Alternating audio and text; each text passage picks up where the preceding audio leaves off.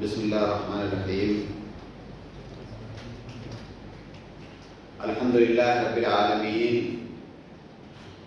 والعاقبۃ للمتقین ولا عدوان الا علی الظالمین والصلاة والسلام علی نبینا محمد وعلی آلہ وصحبہ اجمعین اما بعد رب اشرح لی صدری ویسر لی امری واحلل عقدۃ من لسانی یفقهوا قولی اللهم لا سهل الا ما جعلته سهلا وانت تجعل الحزن اذا شئت سهلا اللهم فاجعله لنا سهلا۔ محترم حاضرین کرام، آج کی اس مجلس میں جس مسئلے سے متعلق آپ لوگوں کے سامنے گفتگو کرنا چاہتا ہوں وہ مسئلہ زکوٰۃ کا ہے۔ مسجد کے ذمہ داران نے یہ مطالبہ کیا کہ زکوٰۃ کے مسائل سے متعلق بات کی جائے، لیکن مشکل یہ ہے کہ زکوٰۃ کا جو موضوع ہے وہ مکمل ایک باب ہے، فقہ اسلامی کا مکمل ایک باب ہے اور اس کے بہت سارے گوشے ہیں۔ کسی ایک درس میں، کسی ایک لیکچر میں اس کے تمام گوشوں پر بات کرنا یہ ممکن نہیں ہے۔ اس سے کیا ہوگا کہ طلب الکل میں فوت الکل ہو جائے گا۔ اس لیے میں نے مناسب سمجھا کہ اس وقت موجودہ دور میں زکوٰۃ کا وہ مسئلہ جو لوگوں کے ہاں بہت پیچیدہ بنا ہوا ہے، یا جس مسئلے سے متعلق لوگوں کے ہاں کئی طرح کی غلطیاں پائی جاتی ہیں، صرف اسی گوشے سے متعلق، اسی مسئلے سے متعلق بات کی جائے۔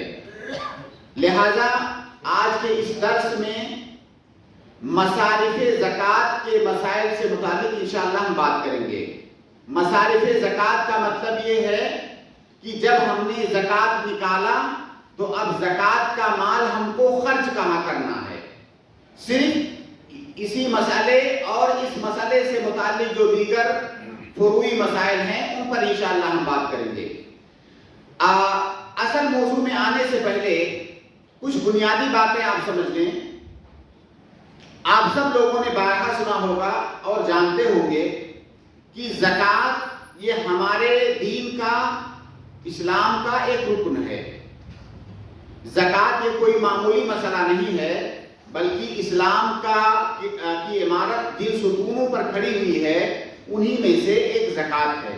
تو زکوٰۃ کو ہماری شریعت میں اتنی زیادہ اہمیت حاصل ہے کہ اسے اسلام کا ایک رکن بنایا گیا ہے۔ یہ پہلی بات۔ دوسری بات یہ کہ ہماری شریعت نے زکوٰۃ کے ذریعہ سے سماج اور معاشرے کے اندر جو ضرورت مند لوگ ہیں، جو دبے کچلے لوگ ہیں، جو غریب اور محتاج لوگ ہیں، ہماری شریعت نے ان کے ساتھ مواسات کیا ہے، اور جو اللہ رب العالمین کی نعمتوں سے مالا مال ہیں، اللہ تعالیٰ نے انہیں حکم دیا ہے کہ سماج اور معاشرے میں جو ضرورت مند لوگ ہیں آپ ان کو بھول مت جاؤ۔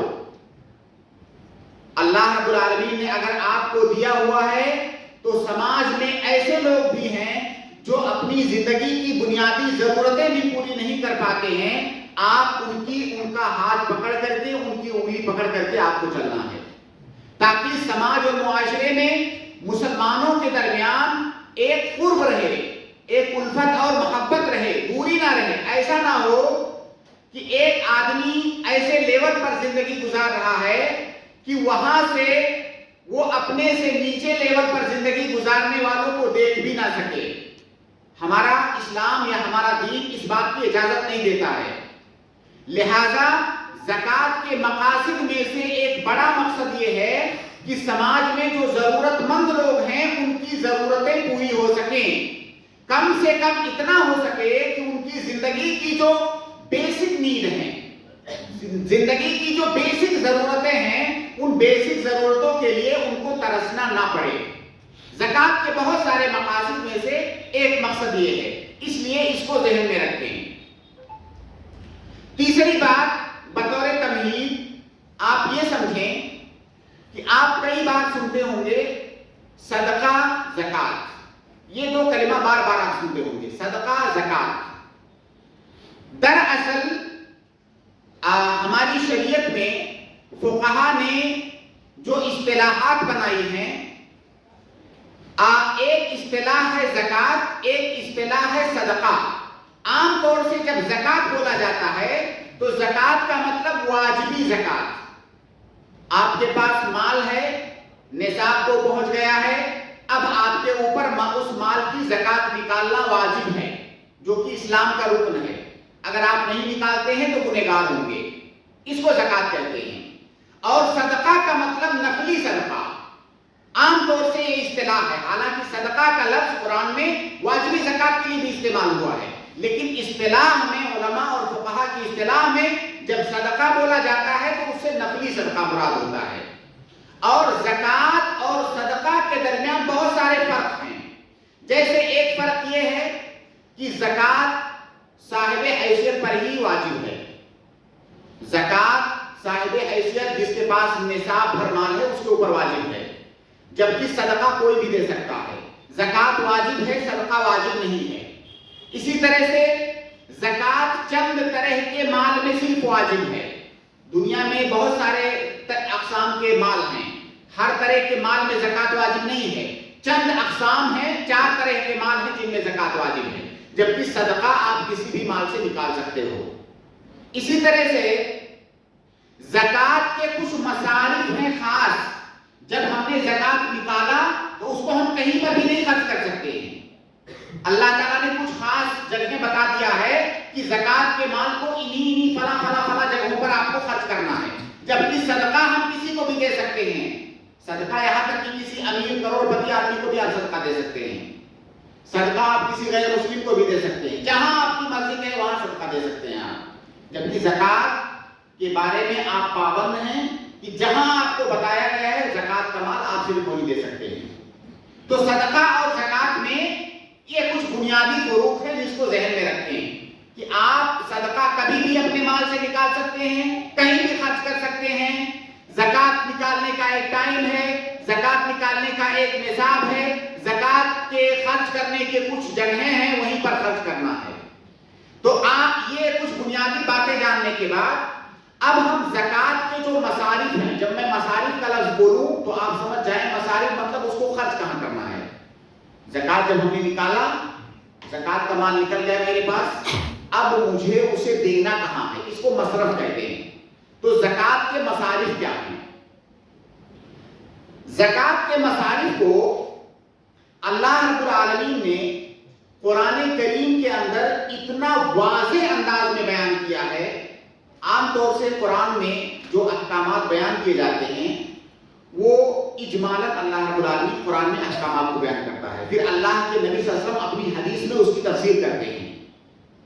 قرآن میں جیسے آپ مثال لے لیجیے نماز کا مسئلہ، قرآن میں کہا گیا نماز پڑھو، لیکن رکعات کی تعداد نہیں بتائی گئی، اس کی کیفیت نہیں بتائی گئی، کیسے کیسے پڑھنا ہے، نماز میں کون کون سے اذکار پڑھنے، یہ سب نہیں بتایا گیا قرآن میں۔ اللہ کے نبی صلی اللہ علیہ وسلم نے اس کی پوری تفسیر کی، لیکن کچھ چند ایک مسائل ایسے ہیں جن کو اللہ تعالیٰ نے قرآن میں بہت ہی واضح انداز میں بتا دیا ہے، حدیث میں اس کی شرح کرنے کی زیادہ ضرورت نہیں پڑی اللہ کے نبی صلی اللہ علیہ وسلم کو، کہیں پر تو بالکل بھی نہیں پڑی، کہیں پر بہت معمولی شرح کیا اللہ کے نبی صلی اللہ علیہ وسلم نے ان مسائل کی۔ اور ایسے مسائل قرآن میں صرف چند ایک مسائل ہیں، جیسے میراث کا کے مسائل ہیں، بہت کھول کر کے اللہ رب العالمین نے قرآن میں سب کچھ بتا دیا۔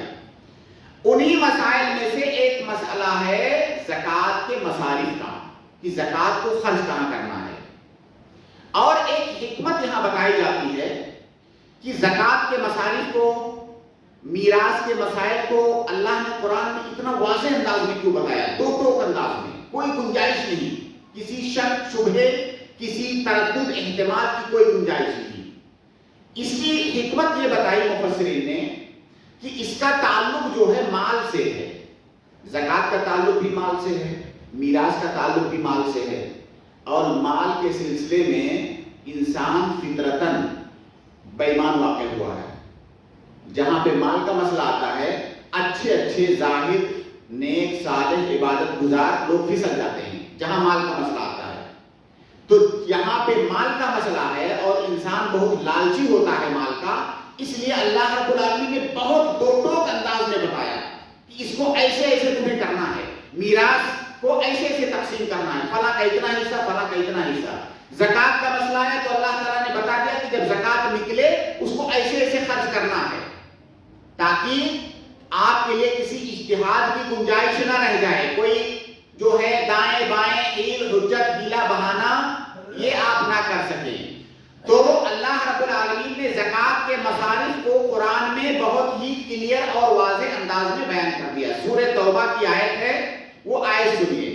اللہ رب العالمین فرماتا ہے کہ انما الصدقات للفقراء والمساکین والعاملین علیہا والمؤلفۃ قلوبهم وفی الرقاب والغارمین وفی سبیل اللہ وابن السبیل فریضۃ من اللہ واللہ علیم حکیم. یہ 8 مصارف ہیں. اللہ تعالیٰ نے زکوٰۃ کا 8 مصرف بتا دیا. انہی 8 جگہوں میں سے کسی جگہ پر زکوٰۃ کا مال خرچ ہونا چاہیے. ان 8 کے علاوہ 9ویں کوئی جگہ نہیں ہے. اب یہ جو 8 جگہیں ہیں ہم ایک ایک کر کے سب کے بارے میں مختصر انداز میں بات کرتے ہیں. آپ میری بات دیکھیے، ایسا نہ ہو کہ میں تقریر والے انداز میں بولتے جاؤں اور آپ لوگ جو ہے سامع کی طرح سے سنتے رہیں اور باتیں سمجھ میں نہ آئیں. میں چاہتا ہوں جو بات بھی یہاں کی جائے بالکل عام فہم انداز اور عام فہم زبان میں ہو اور آپ مکمل طور سے اسی طرح سمجھیں جس طرح میں سمجھانا چاہ رہا ہوں. اس لیے جہاں پر کہیں کوئی اشکال ہو درمیان میں آپ ہاتھ اٹھا کر کے پوچھ بھی سکتے ہیں. حالانکہ آخر میں ہم سوال کا سیشن رکھیں گے، لیکن کوشش یہ کریں ہم کہ جو بھی بات ہوتی جائے وہ مکمل طور سے سمجھ میں آتے جائے. تو اللہ رب العالمین نے زکوٰۃ کے 8 مصارف بتائے. زکوٰۃ کا جو مال نکلے وہ 8 جگہوں میں سے کسی جگہ پر خرچ ہونا چاہیے. پہلا مصرف ہے انما الصدقات للفقراء. دوسرا ہے والمساکین کی صدقہ. یہاں صدقہ سے مراد واجبی زکوٰۃ ہے. زکوٰۃ یہ فقراء کے لیے ہے، مساکین کے لیے ہے. یہ 2 مصرف ہو گئے، ایک فقراء اور مساکین. کہ زکوٰۃ کا مال ہم فقراء اور مساکین کو دیں گے. سوال یہ ہے کہ فقیر کس کو کہتے ہیں اور مسکین کس کو کہتے ہیں. عام طور سے ہم اپنی زبان میں اردو میں فقیر مسکین ایک ہی معنی میں استعمال کرتے ہیں، لیکن قرآن نے دونوں کے درمیان فرق کیا ہے. فقیر اور مسکین کے درمیان تھوڑا سا فرق ہے. فقیر اس آدمی کو کہتے ہیں کہ جس کی اپنی زندگی کی جو بنیادی ضرورتیں ہیں وہ ضرورتیں پوری نہ ہو رہی ہوں، اور جتنی اس کی ضرورت ہے اس کے آدھے سے بھی کم اس کے پاس ہو. اور یہ ضرورت جو ہے ہم سال بھر کی ضرورت کا اعتبار کریں گے. مثال سے سمجھیے اس کو زیادہ کلیئر انداز میں. ایک آدمی ہے، اس کا اپنا خرچہ اور فیملی کا خرچہ. اور جب میں یہاں خرچہ کہوں تو ایک بات دماغ میں رکھیں کہ بنیادی بیسک خرچہ مراد ہے. ایک ہوتا ہے انسان کا شوق خرچہ نہیں ہوتا ہے. مجھے شوق ہے میرے پاس بنگلہ ہو، گاڑی ہو، یہ خرچہ نہیں ہے. یہ بیسک نیڈ نہیں ہے زندگی کی. بیسک نیڈ کھانا پینا علاج کپڑا گھر، یہ ساری ہم سب جانتے ہیں کہ وہ چیزیں جن کے بغیر ایک آدمی کی زندگی کی گاڑی نہیں چل سکتی، اس کو بیسک ضرورت کہتے ہیں. تو ایک آدمی ہے جس کا فرض کیجئے اس کا اور اس کی فیملی کا خرچہ سال بھر کا مان لیجیے 4 لاکھ روپیہ ہے. 4 لاکھ روپے میں اس کا سال گزر سکتا ہے. لیکن اس کی جو آمدنی ہے، چاہے نوکری پیشہ ہو یا کوئی چھوٹا موٹا کاروبار کرتا ہو، اس کی جو آمدنی ہے سالانہ، وہ سالانہ آمدنی 2 لاکھ سے نیچے ہے. خرچہ ہے 4 لاکھ، آمدنی ہے 2 لاکھ کے نیچے. اب ایسے آدمی کو فقیر کہا جائے گا. آدھے سے بھی کم ہے اس کے پاس، ایسا آدمی فقیر ہے. اور اسی ایگزامپل میں، اسی مثال میں، اگر اس آدمی کے پاس مان لیجئے 2.25 لاکھ اس کی آمدنی ہے، خرچہ ہے 4 لاکھ، آمدنی ہے 2.25 لاکھ، گویا کہ آدھے سے زیادہ اس کے پاس ہے لیکن پورے سے کم ہے، ایسے آدمی کو مسکین کہا جاتا ہے۔ کلیئر ہے؟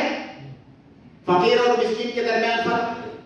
تو زکوٰۃ کا پہلا مصرف ہے فقیر، دوسرا مصرف ہے مسکین۔ زکوٰۃ سے ہم فقیر اور مسکین کو کتنا دیں گے؟ زکوٰۃ ہمارا نکلا، ہم زکوٰۃ سے فقیر اور مسکین کو اس کے فقر کے بقدر دیں گے، اس کی مسکنت کے بقدر دیں گے۔ جیسے ابھی جو میں نے مثال دیا، اس کی آمد، اس کا خرچہ ہے سال بھر کا 4 لاکھ، ہم اسے اتنا دے دیں گے کہ اب اس کا 4 لاکھ پورا ہو جائے۔ مسکین کو بھی اتنا دے دیں گے کہ اس کا 4 لاکھ پورا ہو جائے۔ اگر اس کا، یہ مثال ہے فقط، تو ہم جتنا اس کا کم پڑ رہا ہے سال بھر کے خرچے کے لیے، ہم اتنا اس کو دے دیں گے، اس کے اوپر نہیں، اس کے اوپر وہ مستحق نہیں ہے۔ کیوں؟ ایک قاعدہ آپ سمجھیے کہ ایک قاعدہ ہے عربی کے، اس کے الفاظ تقریباً کچھ یوں ہیں کہ من استحق شیئا لوصف یستحق بقدر ذلک الوصف۔ اگر کوئی آدمی کسی چیز کا مستحق ٹھہرتا ہے کسی وصف کی وجہ سے، اپنے کسی وصف، کسی خوبی کی وجہ سے، تو وہ آدمی اپنی اسی خوبی کے بقدر وہ چیز پائے گا۔ جیسے مثال کے طور پر آپ کسی آدمی سے مزدوری کوئی کام لیتے ہیں تو ظاہر ہے اس کو مزدوری اس کے کام کے بقدر ہم دیتے ہیں۔ اب یہ آدمی فقیر ہے، زکوٰۃ کا مستحق کیوں ہے؟ اپنے فقر کی وجہ سے، اس کے اندر ایک وصف پایا جا رہا ہے فقر، اپنے فقر کی وجہ سے زکوٰۃ کا مستحق ہے، لہٰذا ہم زکوٰۃ کتنا دیں گے؟ جتنا فقیری ہے اس کے اندر اتنی مقدار میں ہم اس کو زکوٰۃ دیں گے۔ ٹھیک ہے؟ تو یہ ہوا فقیر اور مسکین۔ انما الصدقات للفقراء والمساکین والعاملین علیہا والمؤلفۃ قلوبہم۔ والعاملین علیہا، زکوٰۃ کا تیسرا مصرف، کن لوگوں کو زکوٰۃ دیں گے؟ والعاملین علیہا، زکوٰۃ کو جمع کرنے کا کام جو لوگ کر رہے ہیں، عام مسلمانوں کے پاس جمع کر سے اٹھا کے زکوٰۃ کو لا کے کہیں اکٹھا کر رہے ہیں، ان لوگوں کو بھی زکوٰۃ کی رقم میں سے دیا جا سکتا ہے۔ اللہ کے نبی صلی اللہ علیہ وسلم کے زمانے میں یا اس وقت بھی جہاں پہ اسلامی حکومتیں ہیں، اسلامی نظام حکومت قائم ہے، وہاں پہ زکوٰۃ کا باقاعدہ الگ ڈپارٹمنٹ ہوتا ہے۔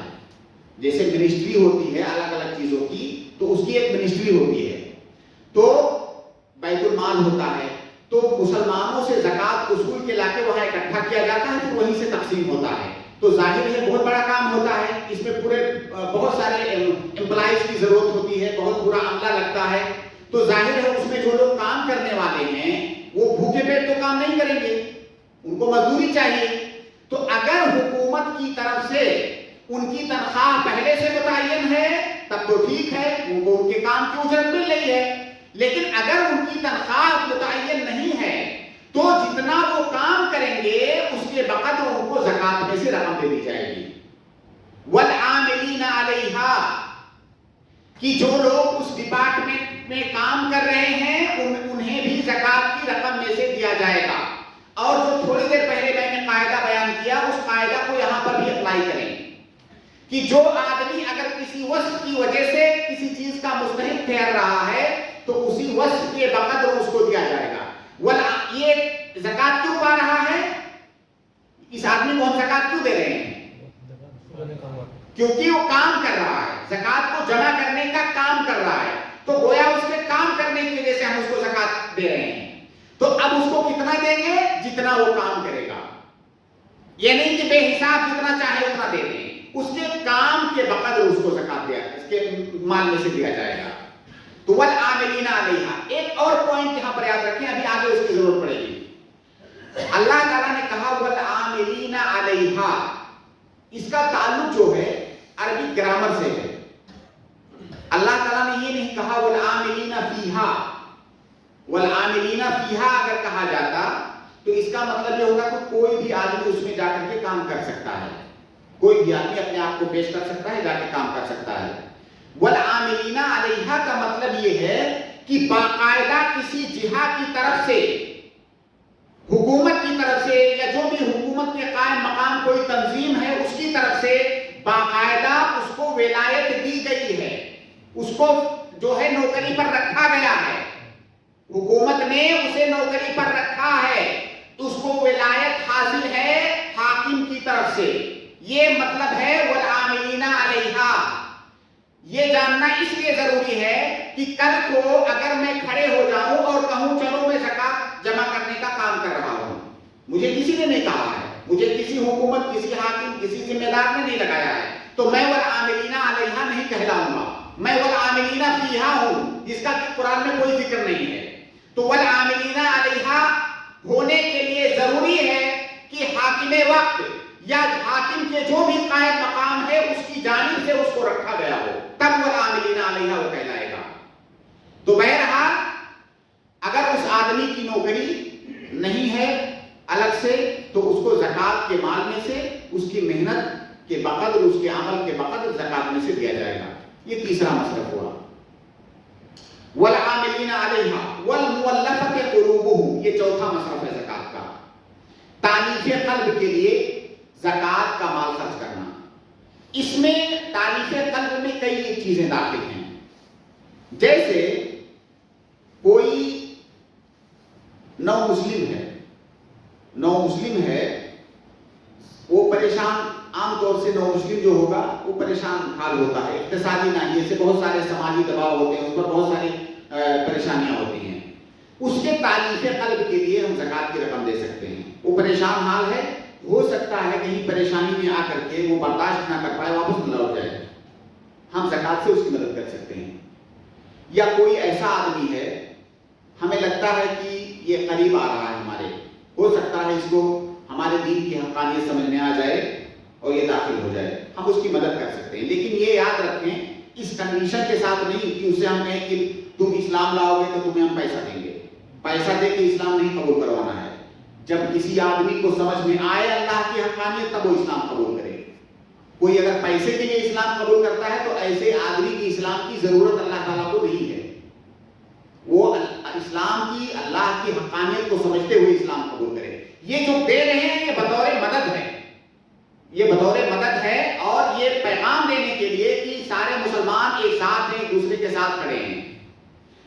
اسی طرح سے تالیف قلب میں ایک چیز یہ آئے گی کہ جیسے اگر کوئی چیز عام مسلمانوں کی مصلحت میں ہے، کوئی مان لیجیے فقہا اس کی مثال دیتے ہیں، جیسے کوئی ظالم آدمی ہے، ظلم کرتا ہے، اس کے ظلم سے بچانا ہے لوگوں کو، کوئی اور راستہ نہیں ہے، اس کو کچھ نواز دیں گے اگر تو اپنے ظلم سے رک جائے گا، اس کو دے سکتے ہیں۔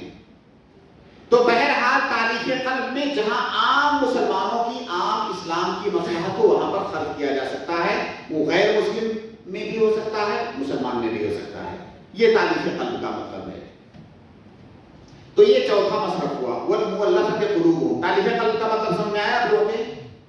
کسی نو مسلم کو دینا، کسی آدمی کو اس لیے دینا کہ ہو سکتا ہے ہمارے قریب آ جائے، کسی ظالم کو اس لیے دینا کہ وہ جو ہے مسلمانوں پر ظلم کرنے سے باز آ جائے، یہ تالیف قلب کا مطلب ہے۔ والمؤلفۃ قلوبہم، یہ چار مصارف ہو گئے۔ وہ پھر رقاب، پانچواں مصرف ہے زکوٰۃ کا، غلام آزاد کرنے کے لیے زکوٰۃ دینا۔ ظاہر ہے اس زمانے میں غلامی کا سسٹم نہیں ہے، ختم ہو چکا ہے الحمدللہ، اور اسلام نے بہت ہی منظم انداز میں اس کو دھیرے دھیرے کر کے ختم کیا ہے۔ اس زمانے میں غلامی کا سسٹم نہیں ہے، اور اسلام نے جن طریقوں سے غلامی کے سسٹم کو ختم کیا ہے انہی طریقوں میں سے ایک طریقہ یہ بھی ہے کہ باقاعدہ اس بات پر ابھارا کہ زکوٰۃ کا مال دے کر کے غلاموں کو آزاد کرایا جائے، تاکہ دھیرے دھیرے کر کے غلام آزاد ہو جائیں، اور بھی بہت سارے طریقوں سے آزاد کرایا۔ تو بہرحال غلامی کا سسٹم اگر کبھی آ جائے تو غلام آزاد کرانے کے لیے بھی زکوٰۃ کا مال خرچ کیا جا سکتا ہے۔ جیسے ایک ہوتا ہے مکاتبہ، غلام جو ہوتے تھے اپنے آقاؤں سے، اپنے مالکوں سے مکاتبہ کرتے تھے۔ مکاتبہ کا مطلب جیسے انہوں نے طے کیا کہ بھائی میں آپ کو اتنی رقم دوں گا، مجھے آپ آزاد کر دو، راضی ہو گیا مالک کہ ہاں اتنی رقم اگر تم لے آؤ کہیں سے تو ہم تمہیں آزاد کر دیں گے. اب غلام نے بات کر رکھا ہے اتنی رقم کے لیے، لیکن وہ کہاں سے لائے گا رقم؟ اب اس غلام کو ہم زکات کے مال میں سے دے دیں گے کہ جاؤ تم دے کے آزاد ہو جاؤ. یا اسی طرح دوسرا طریقہ کہ ہم ویسے ہی کسی غلام کو خرید لیں زکات کے مال سے اور آزاد کر دیں. تو بہرحال غلام آزاد کرنے کے لیے بھی زکات کا مال استعمال کیا جا سکتا ہے. یہ کون سا؟ یہ چھٹا مصرف ہوا. انما الصدقات للفقراء والمساکین والعاملین علیہا والمؤلفۃ قلوبہم وفی الرقاب. یہ پانچواں مصرف ہوا. وفی الرقاب والغارمین. چھٹا مصرف ہے والغارمین. غارمین کا مطلب کیا ہے؟ قرض دار. اس میں بھی ایک تو وہ آدمی داخل ہے جس نے اپنی ضرورتوں کو پوری کرنے کے لیے قرض لیا اور اب وہ قرض ادا نہیں کر پا رہا ہے. جس نے اپنی زندگی کی بنیادی ضرورتوں کے لیے قرض لیا اور اب اس کے اوپر قرض کا بوجھ ہو گیا، اب وہ ادا نہیں کر پا رہا ہے. ایسے آدمی کو زکات کا مال دیا جا سکتا ہے تاکہ وہ اپنے قرض کی ادائیگی کر لے. کوئی ایسا آدمی جو اپنے شوق کے لیے قرض لیتا پھر رہا ہے، اس آدمی کو زکات کا مال نہیں دیں گے. یاد رکھیں اس کو. میں نے قرض لیا 10 کروڑ بنگلہ بنوانے کے لیے، تو بنگلہ میری ضرورت تھوڑی ہے زندگی کی. اب پھر اس کے بعد جب 10 کروڑ کا قرضہ ہو گیا تو اب میں کہوں کہ میں تو فقیر ہوں، مجھے جو ہے زکات دو. اسی بنگلے کو بیچ کے زکات ادا کر دو قرض. اگر کسی کوئی اپنی بیسک نیڈ کے لیے قرض لیتا ہے، حقیقت میں وہ ضرورت مند ہے اور قرض لیتا ہے، پھر قرض ادا نہیں کر پا رہا ہے، تو اس کو زکات کا مال دیں گے تاکہ وہ اپنی قرض کی ادائیگی کر دے. ایک تو یہ اس کا معنی ہے. دوسرا، غارمین سے مراد ایسا آدمی جو دو لوگوں کے درمیان صلح کرانا چاہتا ہے اور صلح کرانے میں پیسے کی ضرورت پڑ رہی ہے. دو جماعتوں میں اختلاف ہے، دو گروہ میں آپس میں کوئی جھگڑا لڑا ہے، ان کو ملانے کے لیے، صلح کرانے کے لیے اس سے پیسے کی ضرورت پڑ رہی ہے. اس کو زکات کا مال دیا جا سکتا ہے. یہ لوگ مان جا کر کے وہ کام کرا دو. دو لوگوں کے درمیان اختلاف ہے، صلح کرانے کے لیے پیسے کی ضرورت پڑ رہی ہے، اس کو زکات کا مال دیا جا سکتا ہے کہ زکات کا مال خرچ کر کے آپ صلح کرا دو. یا اس نے اپنی طرف سے خرچ کر دیا، دو لوگوں کے درمیان صلح کرانے کے لیے اپنی طرف سے مال خرچ کر دیا، قرض دار ہو گیا، اب اس کو بھی جو ہے زکات کا مال دیا جا سکتا ہے. یہ ہے والغارمین کا معنی. وفی الرقاب والغارمین وفی سبیل اللہ وابن السبیل. ساتواں ہے وفی سبیل اللہ. وفی سبیل اللہ کا کیا معنی ہے؟ وفی سبیل اللہ کا دو ٹوک الفاظ میں معنی یہ ہے کہ جہاد فی سبیل اللہ. جہاد فی سبیل اللہ میں زکات کا مال خرچ کیا جائے گا. اب جہاد فی سبیل اللہ میں خرچ کرنے کی بہت ساری شکلیں ہیں. ظاہر ہے فوجی ہیں، فوج میں فوجی ہیں، فوجیوں کی اگر تنخواہیں ہیں حکومت کی طرف سے تو کوئی مسئلہ نہیں ہے. ہو سکتا ہے ان کی تنخواہیں نہ ہوں. اگر ان کی تنخواہیں نہیں ہیں تو فوجیوں کو ان کی ضرورت بھر کا جو ہے مال دیا جائے گا زکات میں سے. ان کی اپنی ضرورت ہے، ان کے بیوی بچے ہیں، ان کی بہت ساری ذمہ داریاں ہیں، زکات کے مال میں سے دیا جائے گا. اسی طرح سے جہاد فی سبیل اللہ کے لیے بہت سارے خرچے، بھائی ہتھیار خریدنا ہے فوج کو اور بہت سارے خرچے ہیں، ان تمام خرچوں میں زکات کا مال دیا جا سکتا ہے. تو اس سے مراد جہاد فی سبیل اللہ ہے. لیکن یہاں پر ایک نقطہ یاد رکھیں کہ جہاد فی سبیل اللہ ہماری شریعت کے اندر اس وقت ہوتا ہے جب کسی امام کے جھنڈے کے تلے ہوتا ہے. چند نوجوان کھڑے ہو جائیں اور کہیں جا کر کے دہشت گردی مچانے لگے، اس کو جہاد نہیں کہا جاتا ہے. ٹیررسٹ جہاد نہیں ہے. جہاد یہ ایک پاکیزہ عمل ہے ظلم کو ختم کرنے کے لیے، اور یہ جو حاکم وقت ہے، اسلامی حاکم وقت ہے، اس کے جھنڈے تلے ہوتا ہے. یہ ایسے نہیں کہ کوئی بھی کہیں پر ظلم ہو رہا ہے، چند لوگ اٹھے بندوق لے کر کے جا کے جہاد کر رہے ہیں، اس کو جہاد نہیں کہتے ہیں، اس کو دہشت گردی کہتے ہیں. تو بہرحال الگ تفصیلات ہیں اس کی. جہاد کا جو صحیح اسلامی مفہوم ہے، اگر اس مفہوم میں کہیں پر جہاد ہو رہا ہے تو اس میں زکات کا مال دیا جا سکتا ہے، وہ اس کا ایک مصرف ہے. یہ مراد ہے وہ فی سبیل اللہ سے. وفی سبیل اللہ وابن السبیل. 8واں مصرف ہے ابن السبیل. ابن السبیل کا مطلب مسافر. کوئی مسافر ہے, گھر پہ تو بڑا امیر ہے لیکن سفر میں تھا, پیسہ ختم ہو گیا, کوئی پریشانی آ گئی اس کو, اب پیسہ نہیں ہے, گھر کیسے جائے گا؟ ایسے مسافر کو ہم اتنا دے دیں گے کہ وہ آرام کے ساتھ اپنے گھر پہنچ جائے. گھر پہ ہو سکتا ہے وہ کروڑ پتی ہو لیکن سفر کی حالت میں ہم اس کو اتنا دے دیں گے کہ وہ اپنے گھر پہنچ جائے. یہ مراد ہے ابن السبیل سے. اور اگر اس زمانے میں تو یہ مسئلہ شاید آئے گا ہی نہیں, آدمی کہیں پر بھی دنیا میں ہے موبائل سے پیسے منگوا لے گا, UPI کرا لے گا گھر سے, تو ایسے آدمی کو نہیں دیا جائے گا. ایسے مسافر کو دیا جائے گا جو ضرورت مند ہے کہ دیے بغیر اس کی ضرورت پوری نہیں ہو سکتی ہے, تو ایسے مسافر کو بھی ہم دیں گے. یہ 8 مصارف ہوئے زکات کے. اتنا سمجھ میں آیا آپ لوگوں کے؟ پھر اس سے متعلق اور بہت سارے مسائل پر ہم دھیرے دھیرے بات کریں گے.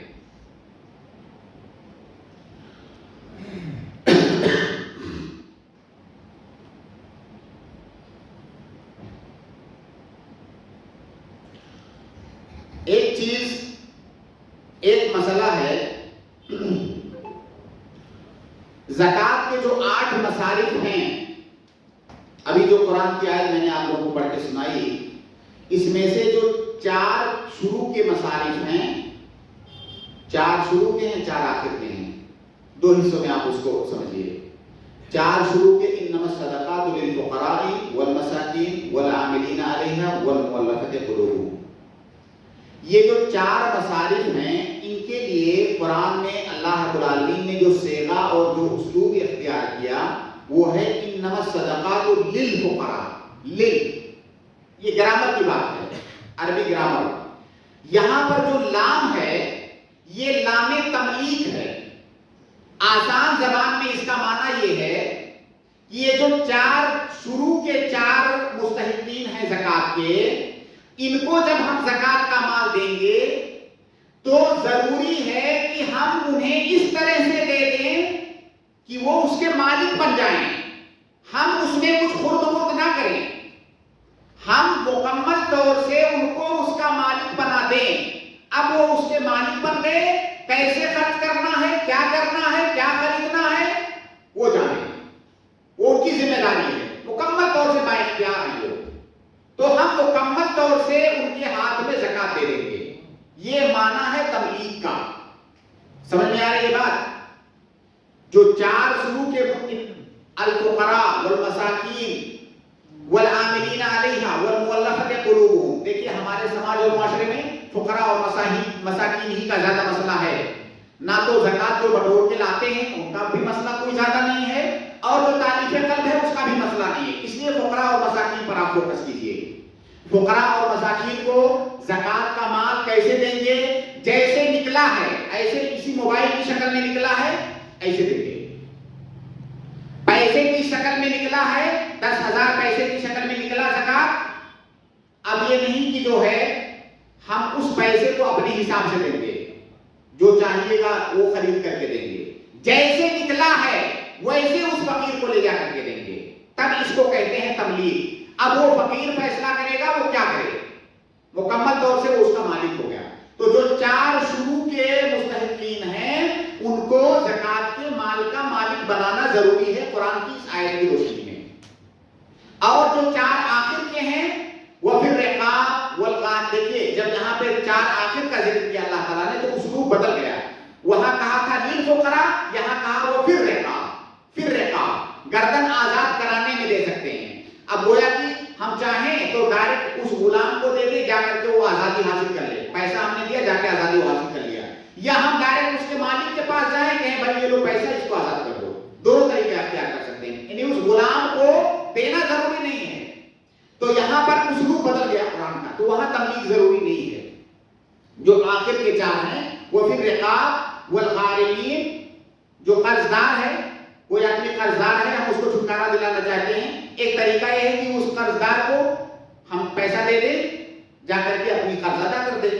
دوسرا طریقہ یہ ہے کہ جس کا وہ قرضہ باقی ہے ڈائریکٹ اسی کے پاس جائیں کہ بھائی فلاں آدمی آپ کا مقروض ہے, یہ لیجیے, وہ آزاد ہے. دونوں طریقے اختیار کر سکتے ہیں. ضروری نہیں ہے کہ قرضدار ہی کو دیں. ہم کو جو مناسب لگے بہت سارے لوگ ایسے ہوتے ہیں کہ وہ مقروض ہوتے ہیں، ہم اگر چاہیں کہ ان کی مدد کر دیں، پیسہ دے دیں، جا کے اپنے قرض سے چھٹکارا حاصل کر لیں، پیسہ دیں گے، وہ قرض ادا کرنے کے بجائے اس کو بھی خرچ کر دیں گے. تو اگر ایسا آپ کو لگتا ہے تو آپ اس کے ہاتھ میں مت دیجیے، ڈائریکٹ جا کر کے جو قرض خواہ ہے اس کو دیجیے. تو بہرحال جو چار آخر کے مستحقین ہیں، وہ فی الرقاب والغارمین وفی سبیل اللہ وابن السبیل، یہاں پر تملیک ضروری نہیں ہے. یہاں پر ہم ڈائریکٹ اس آدمی کو بھی دے سکتے ہیں، یا جو اس کی ضرورت ہے وہ ضرورت بھی پوری کر سکتے ہیں. لیکن جو شروع کے چار مستحقین ہیں یا چار مصارف ہیں، ان میں تملیک ضروری ہے. یہ نقطہ ذہن میں رکھیں.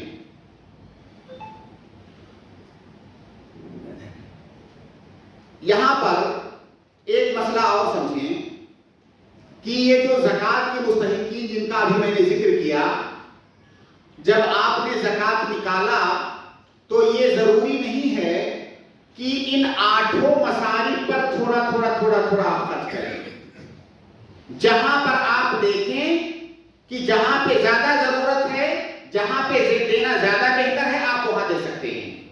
مان لیجیے آپ کو لگ رہا ہے کہ فقراء کو دینا زیادہ بہتر ہے، آپ اپنی پوری زکوٰۃ کا مال جو ہے وہی پر دے سکتے ہیں. قرآن میں جو 8 چیزیں ذکر کی گئی ہیں، مفسرین نے یہ بھی لکھا ہے کہ اللہ رب العالمین نے جو 8 ترتیب کے ساتھ ذکر کیا ہے، اس ترتیب کا بھی اعتبار کرنا بہتر ہے. سب سے زیادہ مستحق فقیر ہے، اس کے بعد مستحق مسکین ہے. اس اعتبار سے جو ہے تو جو سب سے زیادہ مستحق ہے وہاں پر آپ دیں تو زیادہ بہتر ہے. بہرحال آدمی اپنے ثواب دید کے اعتبار سے جتنے مصارف پر چاہے وہ خرچ کر سکتا ہے. ضروری نہیں ہے کہ سارے 8 مصارف پر خرچ کرے، وہ چاہے تو کچھ پر کرے، چاہے تو سب پر کر سکتا ہے. اسی طرح سے زکوٰۃ کا مال خرچ کرنے کا ایک طریقہ یہ ہے کہ جس آدمی نے زکوٰۃ نکالا ہے وہ آدمی خود جا کر کے مستحقین تک پہنچا دے. میں نے نکالا، میں نے جا کر کے بانٹ دیا، ڈھونڈا میں نے مستحقین کو اور میں نے ان کو تقسیم کر دیا. دوسرا طریقہ یہ ہے کہ اگر وہاں پر وہ ایسی جگہ پر رہتا ہے جہاں پر باقاعدہ اسلامی نظام کے تحت بیت المال وغیرہ قائم ہے، تو اس بیت المال میں دے سکتا ہے. ظاہر ہے ہم لوگ ایسی جگہ پر نہیں ہیں جہاں پہ اسلامی نظام ہو. جب اسلامی نظام نہیں ہے تو اسلامی بیت المال کا بھی کوئی سوال ہی نہیں ہے. لیکن اگر کچھ لوگوں نے آگے بڑھ کر کے ایسی کوئی تنظیم بنائی ہوئی ہے جہاں پہ زکوٰۃ کا مال وہ اکٹھا کرتے ہیں اور مستحقین میں اسلامی اور شرعی اصولوں کے تحت تقسیم کرتے ہیں، تو وہاں پر بھی دینا جائز ہے. اگر کوئی ایسی تنظیم ہے، مان لیجیے یہ مسجد ہے، مسجد کے جو ٹرسٹیان ہیں انہوں نے ایک تنظیم بنائی کہ زکوٰۃ کا مال ہم اکٹھا کریں گے اور اس کو جو محتاج ہیں یا جو مستحق ہیں ان میں تقسیم کریں گے. تو اگر آپ دیکھیں کہ حقیقت میں وہ ایماندار ہیں، کرپٹ نہیں ہیں، کیونکہ بہت سارے لوگ کرپٹ ہوتے ہیں، بہت سارے لوگ، یہ مسئلہ بہت سینسیٹیو ہے. بہت سارے لوگ بہت کرپشن کرتے ہیں مال کے مسئلے میں. آپ پہلے چیک کیجئے کہ کیا حقیقت میں شرعی اصولوں کے تحت وہ زکوٰۃ کے مال کو مستحقین تک پہنچا رہے ہیں. اگر آپ کو لگتا ہے کہ ہاں تو آپ اس میں دے سکتے ہیں. تو گویا زکوٰۃ کا مال تقسیم کرنے کا ایک طریقہ یہ ہے کہ آپ بذات خود تقسیم کریں. دوسرا طریقہ یہ ہے کہ اگر کوئی تنظیم وغیرہ ایسی ہے اچھی، صاف شفاف اور جو ہے اچھے طریقے سے کام کر رہی ہے تو ان کو بھی آپ دے سکتے ہیں. تو یہ 2 طریقے سے آپ زکوٰۃ کا مال پہنچا سکتے ہیں. ایک اور مسئلہ ہے کہ زکوٰۃ جو ہے کہ ایک مدت ہوتی ہے. عام طور سے اکثر جو مال ہیں ان میں زکوٰۃ اس وقت واجب ہوتی ہے جب سال پورا ہوتا ہے. آپ اگر غلہ کو چھوڑ دیں جو زمینی پیداوار ہے تو باقی جو اموال ہیں ان میں زکوٰۃ اس وقت واجب ہوتی ہے جب سال پورا ہوتا ہے. تو گویا کی زکوٰۃ نکالنے کی ٹائمنگ کیا ہے؟ اس کا سال پورا ہونا.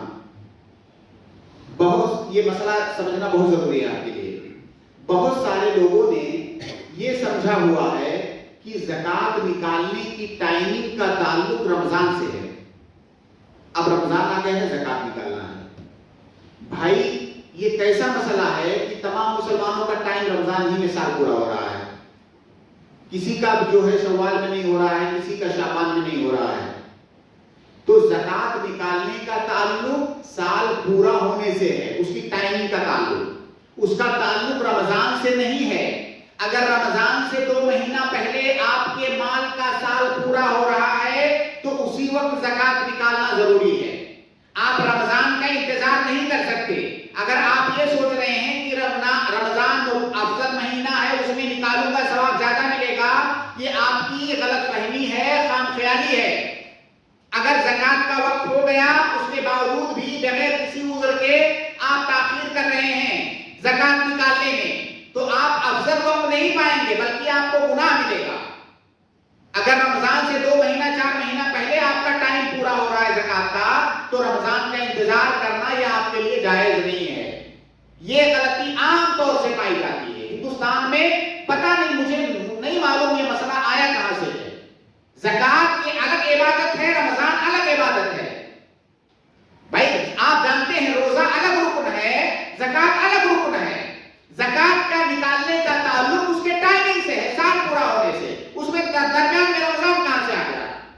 تو جو لوگ رمضان کا انتظار کرتے ہیں وہ انتہائی غلط کرتے ہیں، تو انہیں سمجھ لینا چاہیے جیسے سال پورا ہو فوراً زکوٰۃ نکالنا ہے۔ اسی طرح سے ایک مسئلہ اور، بہت سارے لوگ کیا کرتے ہیں کہ زکوٰۃ نکالے، چاہے غلے کی شکل میں ہو، پیسے کی شکل میں، زکوٰۃ نکالے اور اس کو رکھے ہوئے جمع کر کے، اب تھوڑا تھوڑا کر کے اپنی مرضی کے مطابق پورے سال اس کو بانٹیں گے۔ جب بھی کوئی موقع آئے گا تھوڑا سا دے دیں گے، تھوڑا سا دے دیں گے۔ یہ انتہائی غلط ہے۔ جب آپ نے زکوٰۃ نکالا، اب وہ مال آپ کا نہیں رہا۔ جیسے ہی آپ نے زکوٰۃ نکالا، اب وہ کس کا ہو گیا؟ مستحقین، جو 8 میں نے ابھی بتائے، ان کا مال ہے، وہ آپ کا نہیں ہے۔ آپ اس کو روک کے نہیں رکھ سکتے۔ آپ کو جتنا جلدی ہو سکے، اقرب وقت میں، قریب ترین وقت میں آپ کو اسے اس کے مستحقین تک پہنچانا ہے۔ جتنا ٹائم کبھی ایسا ہو سکتا ہے 4 6 10 دن کا ٹائم لگ جائے، کبھی ہو سکتا ہے مہینے کا ٹائم لگ جائے، کوئی عذر ہے، یا مان لیجیے آپ کے آس پاس کوئی مستحق مل نہیں رہا ہے، آپ ڈھونڈ رہے ہیں، تلاش کر رہے ہیں، اس میں آپ کو 4 6 10 دن لگ گیا، تو اس میں کوئی دقت نہیں ہے۔ لیکن آپ اس کو بٹور کے رکھے رہو اور پورے سال اس کو جو ہے، ہمارے یہاں جو سنی بولتے ہیں، سنی کی طرح تھوڑا تھوڑا بانٹتے رہو، یہ جائز نہیں ہے، جہالت ہے سراسر، وہ مال آپ کا نہیں ہے۔ اور یہاں ایک بات اور میں بتا دوں، یہ جو زکوٰۃ ہم نکالتے ہیں اور فقراء اور مساکین کو دیتے ہیں، تو ہمیں سینہ چوڑا کر کے یہ نہیں سوچنا چاہیے کہ ہم احسان کر رہے ہیں۔ یہ غلط فہمی دماغ سے بالکل نکال دیجیے، وہ احسان نہیں کر رہے ہیں اس فقیر پر، بلکہ اگر میں ایسے کہوں کہ وہ فقیر لے کر کے آپ کے اوپر احسان کر رہا ہے، تو شاید یہ زیادہ صحیح ہوگا۔ وہ مال، بھائی اگر میرا کوئی مال ہے میں کسی کو دوں تو یہ احسان ہوگا، لیکن جو جس کا ہے میں اسی کو دے رہا ہوں، تو اس میں کون سا احسان ہے؟ جو مال جس کا آپ کا ہے، آپ کی کوئی چیز میرے پاس ہے، میں نے آپ کو لوٹا دیا، تو کون سا احسان کیا میں نے؟ ہاں، اگر اپنی کوئی چیز میں آپ کو دے رہا ہوں تب یہ احسان ہے۔ تو جو زکوٰۃ آپ دے رہے ہیں فقیر اور مسکین کو، وہ آپ کی نہیں ہے۔ آپ نے مال کی جب زکوٰۃ نکال دی، وہ مال آپ کا نہیں ہے، وہ اسی کا ہے، وہ آپ کے پاس بطور امانت رکھا ہوا ہے وہ مال۔ تو اس لیے دماغ سے یہ کیڑا نکال دیجئے کہ زکوٰۃ جب آپ جس کو دے رہے ہو، آپ اس کے اوپر کوئی احسان کر رہے ہو۔ اللہ تعالیٰ نے وہ مال آپ کو دیا تھا، اللہ تعالیٰ دینے والا ہے، اسی اللہ نے آپ کو یہ بھی حکم دیا ہے کہ اس میں 2.5% زکوٰۃ نکالو۔ جب آپ نے نکال دیا، وہ مال آپ کا نہیں ہے، وہ انہی مستحقین کا ہے، اور وہ لے کر کے آپ پر احسان کر رہے ہیں اور آپ نیکی کما رہے ہیں، اس کا وہ ذریعہ بن رہے ہیں، تو یہ احسان نہیں ہے۔ بہت سارے لوگ اس طرح سے دیتے ہیں، فقیروں اور مسکینوں کو ایسے ذلیل کرتے ہیں، ایسے ذلیل کرتے ہیں، اس طرح دیں گے کہ وہ ہمیشہ جو ہے میرے انگوٹھے کے نیچے وہ دبا رہے ہیں، جیسے لگ رہا ہے اپنے باپ کے گھر سے جو ہے وہ مال دے رہے ہیں، اس کو ہمیشہ اس کو اپنے احسان کے نیچے دبا کے رکھو اور اس کو ذلیل کرو۔ بہت سارے لوگ تو ایسے یہاں تک کرتے ہیں، زکوٰۃ کا مال بانٹیں گے، باقاعدہ وہ فوٹو لیں گے، اگر چھوٹی سی کٹ دیے اس کا فوٹو لیں گے، سوشل میڈیا پر وائرل کریں گے اور کیا کیا کریں گے، اللہ تعالیٰ۔ تو بہرحال یہ بہت ہی قبیح اور گھناؤنی چیز ہے۔ یہ اگر یہ چیز ریا میں داخل ہو گئی اگر واللہ اعلم تو وہ عبادت قبول بھی نہیں ہوگی، لہٰذا اس سے بچنا چاہیے۔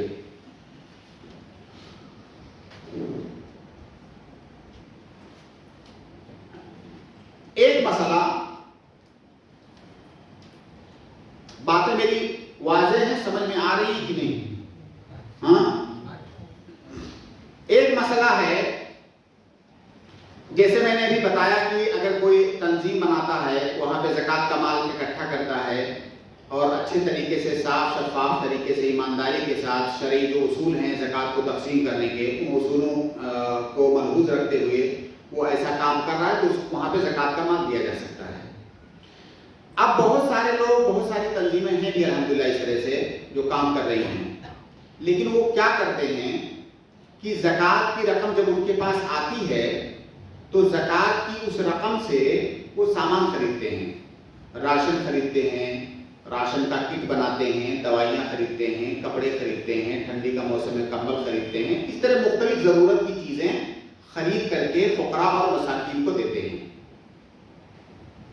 ابھی تھوڑی دیر پہلے میں نے آپ کو ایک اصول بتانے کی کوشش کیا، وہ اسی لیے بتایا تھا، اسی مسئلے کے لیے، کہ زکوٰۃ کہ جو 4 شروع کے مصارف ہیں ان میں تبلیغ ضروری ہے، اور تبلیغ کا مطلب یہ ہے کہ اگر میرے پاس روپے کی شکل میں زکوٰۃ نکلی ہے تو میں وہ روپیہ اس فقیر اور مسکین کو دے دوں۔ اب وہ اس سے کمبل خریدے گا کہ چاول خریدے گا کہ دوائی خریدے گا، یہ فیصلہ کون کرے گا؟ وہ خود کرے گا، وہ اس کا مالک ہے۔ تو جب زکوٰۃ کی رقم اگر ہمارے پاس غلے کی شکل میں آئی ہے تو ہم غلے کی شکل میں پہنچائیں گے اسے۔ زکوٰۃ کا مال ہمارے پاس نقدی کی شکل میں اگر آیا ہے تو ہم نقدی کی شکل میں اسے فقیروں اور مسکینوں تک پہنچائیں گے۔ اس سے راشن خریدنا، دوائیاں خریدنا، دنیا بھر کی ضرورت کی چیزیں خریدنا، پھر فقراء اور مساکین کو لائن لگا کر کے بانٹنا اور تصویریں لینا، سوشل میڈیا پر وائرل کرنا، اصل بہت سارے لوگوں کا یہی مقصد ہوتا ہے کہ جب تک تصویر یہ کٹ خریدیں گے اور باقاعدہ اس کے ہاتھ میں پکڑاتے ہوئے تصویر نہیں لیں گے تو پتہ کیسے چلے گا کہ ہماری تنظیم کام کر رہی ہے نا؟ یہ جائز نہیں ہے، سراسر یہ مصارف زکوٰۃ کے جو اصول ہیں اس کے خلاف ہے۔ زکوٰۃ کی رقم جس شکل میں آئی ہے فقراء اور مساکین کو اسی شکل میں آپ کو پہنچانا ہے۔ آپ اپنی طرف سے اس کا کوئی کٹ نہیں خرید سکتے، دوائیاں نہیں خرید سکتے، راشن نہیں خرید سکتے، یہ مال آپ کا نہیں ہے۔ وہ غریب فیصلہ کرے گا کہ اسے کیا خریدنا ہے، وہ زیادہ بہتر جانتا ہے، جس کا مال ہے وہ خود فیصلہ کرے گا۔ صرف 2 صورتیں فقہا نے، علماء نے 2 صورتیں ایسی ذکر کی ہیں جن میں زکوٰۃ کے مال میں ہم اپنی طرف سے کوئی تصرف کر سکتے ہیں۔ ایک صورت تو یہ ہے کہ مان لیجیے میرے پاس پیسہ آیا زکوٰۃ کی شکل میں، اب مجھے اسے بانٹنا ہے۔ کوئی آدمی، کوئی فیملی ہے جو پریشان حال ہے، اس فیملی کو مجھے دینا ہے۔ فیملی کا جو ذمہ دار ہے شرابی ہے، جواری ہے۔ اگر میں نے پیسہ دیا تو کیا کرے گا؟ وہ ظاہر شراب پیے گا، جوا کھیلے گا، اس کے بچے بھوکے تھے، بھوکے رہیں گے، جو ان کی ضرورتیں ہیں وہ پوری نہیں ہوں گی۔ یہ میں ایک مثال دے رہا ہوں، اس طرح کی اور بہت ساری مثالیں ہو سکتی ہیں۔ ایسی صورت میں گویا کہ اگر ہم نے زکوٰۃ کا مال پیسے کی شکل میں دیا تو وہ ضائع ہو جائے گا، اس کا جو مقصد ہے وہ حاصل نہیں ہوگا۔ اب ایسی صورت میں ہم دیکھیں گے کہ اس فیملی کو کن چیزوں کی ضرورت ہے تاکہ یہ جو جواری گارجین ہے گھر کا یہ پیسہ ضائع نہ کر دے، ہم وہ ضرورت کی چیزیں خرید کر کے اس کے گھر پہنچا دیں گے تاکہ اس کا وہ مال صحیح جگہ پر استعمال ہو سکے۔ یہ ایک صورت ہے۔ دوسری شکل یہ ہے کہ زکوٰۃ کا کی رقم ہمارے پاس آئی ہے، اب جو لینے والا ہے میں نے اس کو بلایا کہ آپ آ کے لے جائیے، وہ لینے کے لیے آیا، مجھ سے کہہ رہا ہے کہ ایسا ہے کہ پیسہ دینے کے بجائے آپ اس سے فلاں سامان میرے لیے خریدیے، میں آپ کو وکیل بنا رہا ہوں، آپ کو میں وکیل بنا رہا ہوں۔ دیکھیے انسان کے لیے کسی مال میں تصرف کرنا 2 صورتوں میں جائز ہے، یا تو اس کا مالک ہو یا اس کا وکیل ہو۔ اگر میں مالک ہوں تو تصرف کر سکتا ہوں، میں یا تو میں مالک نہیں ہوں اصلی، لیکن جو مالک ہے اس مالک نے مجھے وکیل بنا دیا. تو اگر فقیر اور مسکین نے وکیل بنا دیا اس کو تو وہ اس میں تصرف کر سکتا ہے, پھر وہ خرید کے دے سکتا ہے. لیکن جب وہ وکیل بنا دیتا, لیکن یہاں تو ایسا نہیں ہوتا ہے. تو بہرحال یہ جو کٹ تقسیم کرتے ہیں اپنے حساب سے, جو مرضی میں آتا ہے وہ خریدتے ہیں اور غریبوں میں بانٹتے ہیں, یہ طریقہ درست نہیں ہے. یہ مصارف زکوٰۃ کو اس کے مصارف میں تقسیم کرنے کے جو اصول ہیں اس کے خلاف ہے. زکوٰۃ جس شکل میں آئے اسی شکل میں آپ کو پہنچانا ہے اس غریب اور مسکین تک. تصرف کا مطلب ہے اس میں کچھ خود اپنی طرف سے کچھ کرنا. جیسے میرے پاس پیسہ آیا تو میں کہوں کہ ابھی رمضان کا موسم ہے, میں اس سے جو ہے پھل خرید کے بانٹ دوں غریبوں کو. تو بھائی میرا پیسہ نہیں ہے, مجھے کس نے اجازت دیا پھل خرید کے دینے کی؟ وہ جس کا ہے وہ فیصلہ کرے گا نا کہ میں اس سے انگور کھاؤں گا کہ کیلا کھاؤں گا یا جو ہے چاول کھاؤں گا. جس کا پیسہ ہے وہ اس کو فیصلہ کرنے دو. ہم کون ہوتے ہیں اس میں تصرف کرنا؟ تصرف مطلب اس میں اپنی طرف سے کچھ کوٹ کرنا. ٹھیک ہے. تو زکوٰۃ کا مال جس شکل میں آیا ہے یا جس شکل میں نکلا ہے, آپ کہیے زکوٰۃ کا مال جس شکل میں نکلا ہے اسی شکل میں فقراء اور مساکین تک پہنچانا ہے. کلیئر ہے؟ جس شکل میں زکوٰۃ نکلی ہے اسی شکل میں پہنچا دینا ہے. ہم کو یہ فیصلہ نہیں کرنا ہے کہ اس کو خرچ کیسے کرے گا وہ فقیر, وہ خود فیصلہ کرے گا کیونکہ وہ مال اسی کا ہے. اسی طرح سے ایک مسئلہ ہے زکوٰۃ کے مال کو رفاہ عامہ میں خرچ کرنا. رفاہ عامہ سمجھتے ہیں؟ یعنی مطلب کوئی ایسا کام جس سے سارے لوگ فائدہ اٹھاتے ہیں, جس سڑک بنوا دیا یا کوئی بھی ایسا کام جس سے عام پبلک فائدہ اٹھاتی ہے, وہ رفاہ عامہ کہا جاتا ہے اس کو. تو زکوٰۃ کے مال کو رفاہ عامہ میں خرچ کرنا کیا یہ جائز ہے کہ نہیں جائز ہے؟ یہ جائز نہیں ہے. زکوٰۃ کے مال کی جو ابھی میں نے 8 مستحقین بتائے اس میں رفاہ عامہ کا کہیں پر کوئی تذکرہ نہیں ہے. اور میں نے جیسا کہ بتایا کہ زکوٰۃ کا مال جو ہم خرچ کر رہے ہیں ہر جگہ پر کوئی نہ کوئی اس کا مالک بن رہا ہے. رفاہ عامہ میں تو کوئی اس کا مالک نہیں بن رہا ہے. تو زکوٰۃ کے مال کو کوئی کہے اس سے ہینڈ پائپ لگوا دو, کوئی جو ہے کہیں سڑک بنوا دو, کہیں اور کوئی کام ایسا کر دو جس سے عام لوگوں کو فائدہ ہو رہا ہے, نہیں. زکوٰۃ کا مال وہاں پہ خرچ نہیں کیا جائے گا. وہ وہاں پہ کرنے کے لیے اور بہت سارے دیگر طریقے ہیں, ان طریقوں سے آپ کیجیے. زکوٰۃ کا مال خاص ہے 8 طرح کے لوگوں کے لیے, انہی کو ملنا چاہیے. اسی طرح سے ایک سوال اور آتا ہے کئی بار میرے پاس کہ بہت سارے لوگ پوچھتے ہیں کہ ہم کہیں پر کوئی کام کرانے جاتے ہیں تو ہم سے رشوت مانگا جاتا ہے. تو ہمارے پاس زکوٰۃ کا مال رکھا ہوا ہے تو کیا اس کو ہم رشوت میں دے دیں؟ تو یا ٹیکس کے بارے میں لوگ پوچھتے ہیں کہ ہمارے اوپر بہت سارے طرح کے ٹیکس لگتے ہیں, تو زکوٰۃ کا جو مال رکھا ہوا ہے کیا اسی میں ہم دے دیں ٹیکس میں؟ تو دیکھیے, سب سے پہلی بات رشوت سے متعلق تو یہ سمجھیں کہ رشوت دینا اور لینا ہماری شریعت میں دونوں جرم ہے. رشوت دینے والے پر بھی لینے والے پر بھی اللہ کی لعنت ہے. البتہ اگر آپ کو رشوت مجبوری کی شکل میں دینا پڑ رہا ہے, مجبوری کی شکل کیا ہے کہ آپ کا کوئی ثابت حق کہیں پر ہے, ثابت حق آپ کے دماغ میں صرف نہیں کیوں میرا ہے, ثابت ہے کہ وہ حق آپ ہی کا ہے, دنیا میں آپ کے علاوہ کسی اور کا نہیں ہے, وہ آپ ہی کا ہے. اس پورے 8 ارب کی آبادی میں اکیلے آپ ہو جس کا وہ ہے اور آپ ہی کو ملنا چاہیے, پھر بھی آپ کو نہیں دیا جا رہا ہے, آپ کے ساتھ زیادتی کی جا رہی ہے, ظلم کیا جا رہا ہے, نہیں دیا جا رہا ہے, اور اس کو لینے کا اور کوئی طریقہ نہیں بچا ہے آپ کے پاس, اور آپ سے رشوت مانگا جا رہا ہے کہ آپ کو اگر اپنا یہ والا حق چاہیے تو رشوت دو اتنا تب ملے گا. اب یہاں پہ آپ مجبور ہو کیونکہ وہ آپ کا حق ہے اپنا جو نہیں دیا جا رہا ہے اور کوئی راستہ نہیں آپ کے پاس, تو آپ اپنا ثابت حق لینے کے لیے اگر کوئی اور راستہ نہیں بچا ہے سوائے رشوت دینے کے تو آپ رشوت دے سکتے ہیں. یہاں پر آپ مجرم نہیں ہیں, یہاں پر وہ مجرم ہے جو رشوت لے رہا ہے. ٹھیک ہے, صرف اسی ایک صورت میں رشوت دینا جائز ہے, باقی صورتوں میں جائز نہیں ہے. بچے کا داخلہ کرانے گئے وہاں رشوت دینا ہے, نہیں جائز ہے. نوکری چاہیے رشوت دینا نہیں جائز ہے. کیا نوکری آپ کا حق ہے؟ اس ہندوستان اتنے بڑے کیا نام ہے 1.5 ارب کی آبادی میں اکیلے آپ ہی ہو جس کا وہ حق ہے وہ نوکری؟ نہیں، ایسا نہیں ہے. آپ کے جیسے بہت سارے لوگ ہیں. آپ کا ثابت حق ہونا چاہیے تب رشوت دینا. بہرحال وہ ہمارا ٹاپک نہیں ہے. ہمارا ٹاپک ہے زکات. تو اگر کہیں ایسی جگہ پر آپ پھنس گئے جہاں حقیقت میں آپ کو رشوت دینے کی ضرورت پڑ رہی ہے، جائز ضرورت، اور آپ کو دینا پڑ رہا ہے، تو کیا زکات کی رقم کو وہاں آپ دے سکتے ہو؟ نہیں دے سکتے. کیوں نہیں دے سکتے؟ ایک اصول یاد رکھیں کہ زکات کا مال آپ ایسی جگہ پر نہیں خرچ کر سکتے جہاں سے ڈائریکٹ آپ کو فائدہ ہو رہا ہو. کیونکہ اگر ایسی جگہ پر خرچ کرتے ہو جہاں ڈائریکٹ آپ کا فائدہ ہو رہا ہے، اس کا سیدھا مطلب ہے کہ ہم نے ایک جیب سے نکالا دوسری جیب میں رکھ لیا.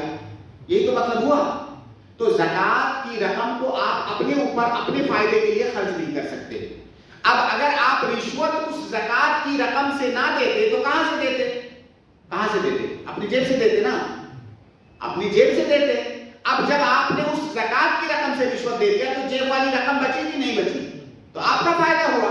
تو گویا کہ آپ نے اپنے فائدے میں دیا. تو بہرحال نہیں دے سکتے. یہی معاملہ ٹیکس کا بھی ہے کہ اگر آپ پر ٹیکس لگ رہا ہے، اگر آپ سمجھ رہے ہیں کہ میں مظلوم ہوں ٹیکس لگنے میں، حالانکہ ہر جگہ مظلوم نہیں، بہت سارے جگہوں پر جائز ٹیکس ہوتے ہیں، تو پھر بھی اگر آپ کو لگ رہا ہے کہ میں مظلوم ہوں ٹیکس دینے میں، تب بھی جو ہے زکات کی رقم وہاں آپ نہیں دے سکتے کیونکہ اس سے ڈائریکٹ آپ کا فائدہ ہے.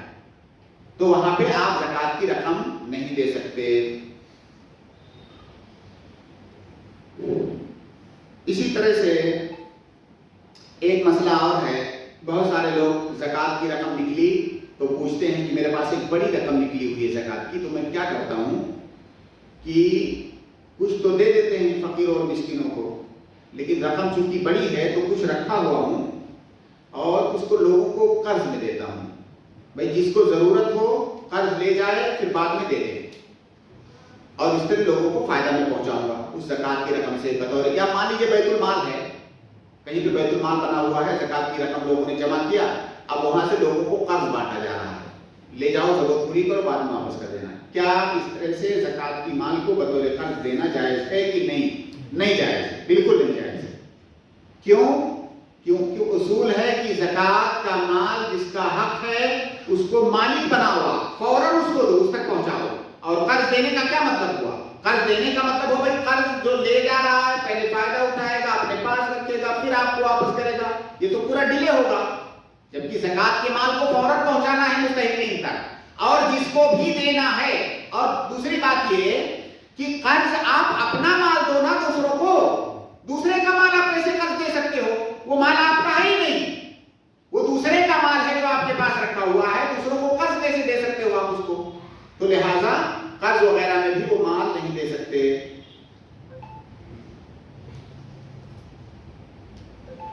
اسی طرح بہت سارے لوگ یہ پوچھتے ہیں کہ زکات کا مال ہے، اس کو تھوڑا ہے 1-2 لاکھ ہے، میں اس کو کہیں انویسٹ کر دوں تاکہ زیادہ ہو جائے تو پھر فقیروں کو بانٹوں گا زیادہ. تو کیا انویسٹ کر سکتے ہیں؟ نہیں کر سکتے. کیوں؟ وہی وجہ، وہی ریزن. وہ مال ہے جس کا ہے فوراً اس تک پہنچائیے. انویسٹ کرنے کے لیے آپ کا اپنا مال ہے، اپنے مال کو انویسٹ کیجیے. دوسرے کا مال آپ انویسٹ کیسے کر سکتے ہو؟ جس کا مال ہے اس کو پہنچائیے. انویسٹ وغیرہ کا کوئی مسئلہ نہیں یہاں پہ. اسی طرح ایک مسئلہ اور آتا ہے کہ ایک آدمی جو ہے میرا مقروض تھا، مجھ سے جو ہے 1 لاکھ روپیہ قرض لیا تھا، اب جو ہے دے نہیں پا رہا ہے، غریب ہو گیا، نہیں دے پا رہا ہے، کئی سال ہو گئے دے ہی نہیں پا رہا ہے. اور چونکہ اس سال مجھے زکات بھی نکلا ہے میرے رقم میں 1 لاکھ، تو میں کیا کروں کہ وہ غریب تو ہے ہی جو قرض لیا ہے مجھ سے، تو میں زکات وہی جو 1 لاکھ اس کے اوپر قرض ہے اسی کو معاف کر دیتا ہوں. وہی میری زکات ہو گئی. سمجھ رہے ہیں مسئلہ کہ نہیں؟ صورت جو میں بیان کیا سمجھے؟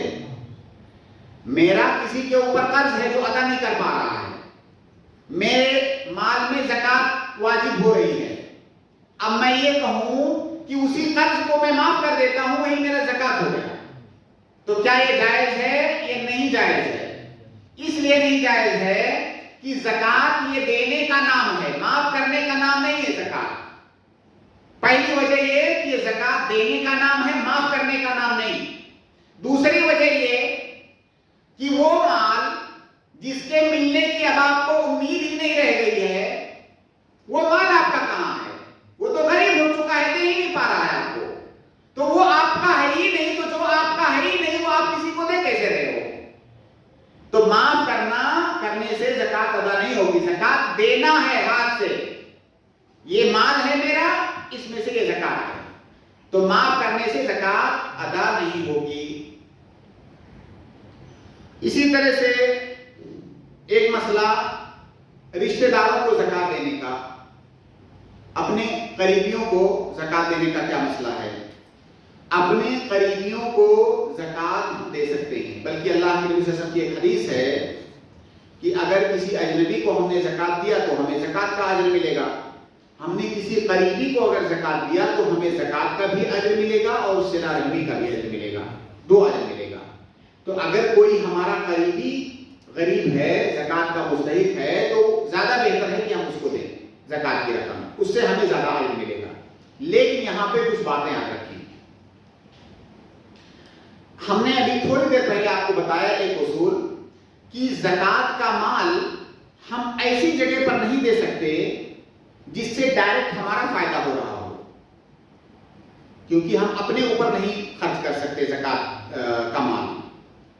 تو وہ قریبی ایسا نہیں ہونا چاہیے جس کو آپ زکات دینا چاہتے ہو، آپ کا رشتہ دار یا قریبی جو بھی کہیے، جس کو آپ زکات دینا چاہتے ہو، آپ دیکھو کہ وہ قریبی کہیں ایسا تو نہیں کہ جس کا نام و نفقہ یا جس کا خرچہ اس کے غریب ہونے کی صورت میں آپ کے اوپر واجب ہونے والا ہے۔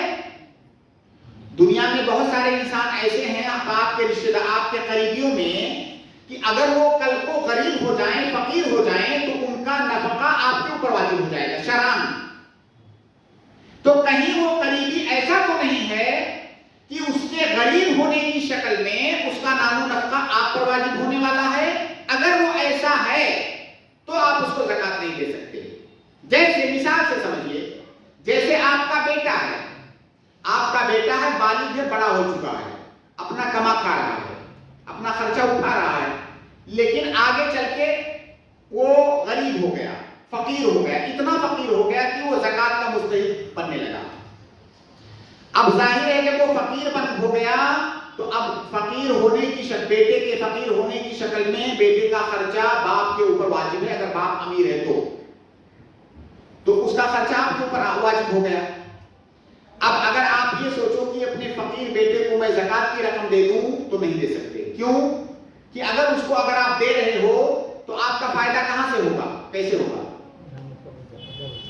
آپ جو نان و نفقہ دینے والے ہو وہ بچا کہ نہیں آپ کا؟ اس کا خرچہ تو آپ نے زکات سے پورا کر دیا، تو جو خرچہ اپنی اصلی جیب سے دینا تھا وہ بچا آپ کا، تو اس کو آپ نہیں دے سکتے۔ آپ اسی طرح ساری مثالوں کو سمجھ لیجیے، ہر وہ قریبی جس کے غریب ہونے کی شکل میں اس کا نام و نفقہ آپ کے اوپر واجب ہونے والا ہے، آپ اس کو اس کے غریب ہونے کی شکل میں زکات نہیں دے سکتے، کیونکہ وہ آپ گویا کہ اپنے اوپر ہی خرچ کر رہے ہیں۔ اس کے علاوہ جتنے بھی قریبی ہیں ان کو آپ زکات کی رقم دے سکتے ہیں، ٹھیک ہے؟ اسی طرح سے ایک مسئلہ اور بھی کئی لوگوں کو اشکال میں ڈالتا ہے کہ زکات کی رقم کو غیر مسلموں کو دینا۔ دیکھیے، ہمارا دین پوری انسانیت کی مدد کرنے، پوری انسانیت کی خدمت کرنے کا حکم دیتا ہے ہمیں۔ اللہ کے نبی صلی اللہ علیہ وسلم کی ایک حدیث ہے کہ فی کل کبد رطب صدقہ، ہر جاندار میں صدقہ ہے۔ کوئی جانور بھی ہے، ہم نے اس کے ساتھ اچھا سلوک کیا تو صدقہ ہے۔ تو انسان ہے، چاہے وہ مسلم ہو یا غیر مسلم ہو۔ تو ہمارا دین ہمیں تمام انسانوں کے ساتھ ہمدردی کرنے کا حکم دیتا ہے۔ کوئی بھی انسان پریشان ہے، اگر اس کی مدد کرو آپ کو اجر ملے گا، چاہے وہ کوئی مسلم ہو یا غیر مسلم ہو۔ لیکن یہ جو زکات ہے، زکات کے کچھ خاص مصارف ہیں، انہی پر آپ کو خرچ کرنا ہے۔ زکات کی رقم آپ غیر مسلم کو نہیں دے سکتے۔ غیر مسلم کی مدد آپ کو کرنی ہے، آپ صدقہ کیجیے، نفلی صدقہ آپ الگ سے دیجیے اس کو، وہ دروازہ بند تھوڑی ہے، دروازہ کھلا ہوا ہے، لیکن زکات جس کا ہے اس کو دینا ہے۔ تو زکات کی رقم غیر مسلم کو نہیں دے سکتے۔ اسی طرح سے کوئی ایسا انسان جو غریب تو ہے لیکن وہ تندرست ہے، ہٹا کٹا ہے، کمانے کی استطاعت رکھتا ہے، کما نہیں رہا ہے، کوشش ہی نہیں کر رہا ہے، بیٹھا ہوا ہے، وہ اس کو زکات نہیں دیں گے۔ ہاں وہ آدمی کمانے کی کوشش کر رہا ہے، جو بھی اس کے بس میں ہے سب کر رہا ہے، ہاتھ پاؤں مار رہا ہے، لیکن پھر بھی نہیں ہو رہا ہے تو اس کو دیں گے۔ لیکن جو آدمی کما سکتا ہے، کمانے کی کوشش ہی نہیں کر رہا، اس کو زکات کی رقم نہیں دیں گے۔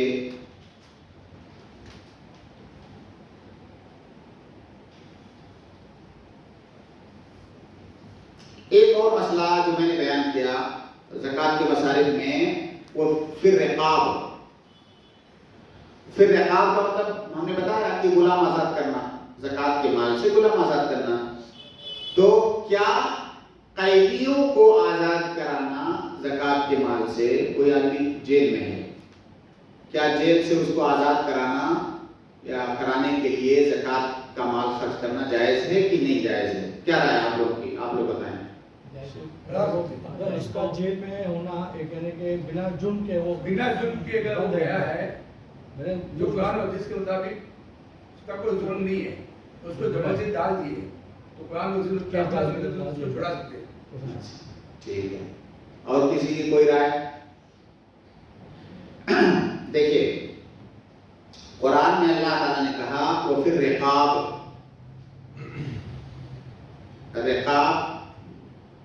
رقبہ دراصل گردن کو کہا جاتا ہے عربی زبان میں۔ تو وہ جو غلام ہوتے تھے وہ ان کے گلے میں گویا کہ غلامی کا پٹا ڈلا ہوتا تھا، ان کی گردن آزاد، ان کی گردن گویا دوسرے کے ہاتھ میں ہے، تو اسی لیے اس کو رقاب کہا گیا۔ اور وہ جو غلام ہوتے تھے وہ غلام مکمل طور سے کسی کی ملکیت ہوتے تھے۔ جیسے کوئی سامان ہوتا ہے، سامان کسی کی ملکیت ہوتا ہے، اس سامان کو خریدا جا سکتا ہے، بیچا جا سکتا ہے، اٹھا کے یہاں رکھ دو، اٹھا کے یہاں رکھ دو، اس سامان کی اپنی کوئی مرضی نہیں ہوتی ہے۔ آپ ایسے سمجھیں جیسے سامان کی اپنی کوئی مرضی نہیں ہوتی ہے، اس کو جب چاہو اس کے ساتھ جو کرو، مکمل طور سے وہ آپ کی ملکیت ہوتا ہے، اسی طرح غلام ہوتے تھے۔ تو غلام وہ ہے جو اپنے مالک کی ملکیت ہو، جب مالک چاہے اس کو بیچ دے، جب چاہے خرید لے، جب چاہے بیچ دے، اس کو کہا جاتا ہے غلام۔ ٹھیک ہے، اتنا سمجھنے کے بعد اب آپ قیدی کو سمجھیے۔ جو آدمی جیل میں ہوتا ہے کیا وہ کسی کی پراپرٹی ہے؟ جو جیل میں ہے کیا وہ حکومت کی پراپرٹی ہے؟ وہ آدمی دنیا میں کہیں ایسا نظام ہے، سنا ہے آپ نے؟ نہیں، جو جیل میں ہے وہ کسی کی پراپرٹی نہیں ہے، غلام ہے، وہ پراپرٹی ہے، اس کی کوئی مرضی نہیں ہوتی ہے غلام کی، جب چاہو بیچ دو۔ حکومت اس قیدی کو چاہے تو بیچ سکتی ہے؟ نہیں بیچ سکتی۔ اب ظلمن اس کو کچھ بھی کر دے وہ الگ بات ہے، لیکن لیگل طور سے کیا وہ آدمی پراپرٹی ہے حکومت کی؟ نہیں، وہ ایک وقت کے لیے وہاں پہ یا تو پوری عمر کے لیے ہے، تو ایک وقت کے لیے قید ہے، بس وہ پراپرٹی نہیں ہے کسی کی۔ اگر حکومت کا وہ کہے کہ اس کا پیٹ پھاڑ کے اس کی کڈنی نکال لو تو کیا لیگل طور سے درست ہے؟ نہیں درست ہے، وہ پراپرٹی نہیں ہے، وہ قیدی ہے، اپنے کسی جرم کی سزا کاٹ رہا ہے، بس۔ تو اس کا مطلب یہ ہوا کہ غلام الگ چیز ہے، جیل میں بند انسان الگ چیز ہے، دونوں کا کوئی تال میل نہیں ہے اس میں۔ اس لیے یہ بات دماغ سے نکال دے کہ جو غلام ہے اسی طرح قیدی ہے، قیدی کسی کی پراپرٹی نہیں ہوتا ہے، ٹھیک ہے؟ لہذا زکات کے مال سے قیدی کو آزاد کرانا یہ غلام آزاد کرنا نہیں ہے۔ غلام پراپرٹی ہوتا ہے، اس کو ہم خرید کے آزاد کرتے ہیں، یہ کسی کی پراپرٹی نہیں ہے، تو یہ اس پر قیاس نہیں کیا جا سکتا۔ یہ ایک بات، اس کو اچھے طریقے سے دماغ میں بٹھا لیں۔ پھر آگے دیکھتے ہیں، کوئی آدمی جو جیل میں بند ہوتا ہے یا تو حقیقت میں وہ مجرم ہوتا ہے جو اپنے جرم کی سزا کاٹ رہا ہے، یا تو وہ آدمی مظلوم ہوتا ہے، جرم نہیں کیا ہے لیکن اس کے ساتھ ظلم ہوا، اس کو پھنسا کر کے بند کر دیا گیا۔ یہی دو صورت تو ہوتی ہے کہ کوئی تیسری صورت بن سکتی ہے، کوئی تیسری صورت نہیں۔ یا تو حقیقت میں وہ آدمی مجرم ہے جو اپنے کیے کی سزا کاٹ رہا ہے. اگر حقیقت میں وہ آدمی مجرم ہے, اپنے کیے کی سزا کاٹ رہا ہے, تو اس کو کیوں نکالیں گے بھائی؟ تم نے جرم کیا ہے, سزا کاٹو, تم اس کے مستحق ہو. وہ تو بنتا ہی نہیں ہے بھائی. یہ الگ مسئلہ ہے, اس کے گھر والے کوشش کریں گے, وہ خود کوشش کرے گا, لیکن ہم تو یہی کہیں گے کہ تم نے جو جرم کیا ہے سزا کاٹ رہے ہو. ہم اس پہ جو مسلمانوں کا مال ہے زکات کا, اس کو کیوں لگانے جائیں گے؟ اور لیکن اگر کوئی آدمی مظلوم ہے, اس کے ساتھ ظلم ہوا ہے, جیل میں بند ہو گیا, اب جیل سے نکلنا اس کا حق ہے. ہر دنیا کا انصاف پسند آدمی یہی کہے گا کہ اگر کوئی ظلمن جیل میں بند ہے تو اس کا حق ہے جیل سے نکلنا. کوئی بھی دنیا کا کوئی بھی انسان نہیں کہے گا کہ جیل سے نکلنا, آزادی پانا اس آدمی کا حق ہے. لیکن اس حق کو پانے کے لیے اسے وکیل چاہیے, جو وکیل اس کا کیس لڑے, ہے نا. دنیا بھر کا لیگل پروسیس ہے, اس سارے پروسیس سے گزرنا پڑے گا. اس میں اچھی خاصی اس کو رقم خرچ کرنی پڑ سکتی ہے. اب اگر وہ آدمی پیسے والا ہے تو کرے گا, اس کے گھر والے پیسے والے ہیں, بہت سارے ہوتے ہیں, تو کریں گے. لیکن اگر وہ آدمی ایسا ہے کہ وہ نہیں وہ پیسہ خرچ کر سکتا, اپنا جائز حق پانے کے لیے بھی وہ مظلوم ہے, اس ظلم سے چھٹکارا پانے کے لیے وہ پیسہ نہیں خرچ کر سکتا کیونکہ وہ غریب ہے, اور جیل سے چھوٹنا اس کی زندگی کا بنیادی حق ہے کیونکہ وہ مظلوم ہے. جیسے میں نے شروع میں کہا, زندگی کی بیسک نیڈ. تو کیا ظلم سے چھٹکارا پانا انسان کی بیسک نیڈ ہے کہ نہیں ہے؟ ہے. تو گویا کہ جیل سے چھوٹنے کے لیے اسے پیسے کی ضرورت ہے. اب ہم اسے زکات کی رقم دے سکتے ہیں. زکات کی رقم ہم کیوں دے رہے ہیں؟ کیا اس لیے دے رہے ہیں کہ وہ جیل میں بند ہے, یا اس لیے دے رہے ہیں کہ اس کی بیسک نیڈ زندگی کی پوری نہیں ہو رہی ہے, اس کو پورا کرنے کے لیے دے رہے ہیں؟ بیسک نیڈ پوری کرنے کے لیے دے رہے ہیں. اس لیے اس کا جیل سے کوئی تعلق نہیں ہے. ہو سکتا وہ غریب ہوتا, بھوکمری میں ہوتا, جیل کے باہر ہوتا, تب بھی ہم دیتے. جیل کے اندر ہے اور بھوکمری میں ہے. بھوکمری میں اس لیے ہے کہ وہ ظلم جو اس پر ہو رہا ہے بغیر پیسے کے اس سے چھٹکارا نہیں پا سکتا, اس لیے ہم اس کو دے رہے ہیں. تو گویا کہ زکات کا مال دینے کا جیل میں ہونے سے کوئی تعلق نہیں ہے, اس کا تعلق ہے فقر سے. ہم اس کو اس کے قریب ہونے کی وجہ سے دے رہے ہیں. ٹھیک ہے, کلیئر ہے مسئلہ؟ کلیئر ہے؟ اچھا, ایک بات جو جیسے ابھی بیچ میں نوٹ بندی آیا تھا نا, تو نوٹ بندی میں کوئی اپنے وقت کے حالات ایسا ہے, بات ختم کر لیں, آخر میں سوالات کے سیشن رہے گا. میں سمجھا کسی سے بتا لیجیے, تو اس لیے میں سوال آخر میں. ایسی تنظیموں کو دے سکتے جو یہ کرتی ہے, جو کام کرتی ہے. البر ایک تنظیم ہے ہاں, یہ کام کرتی ہے.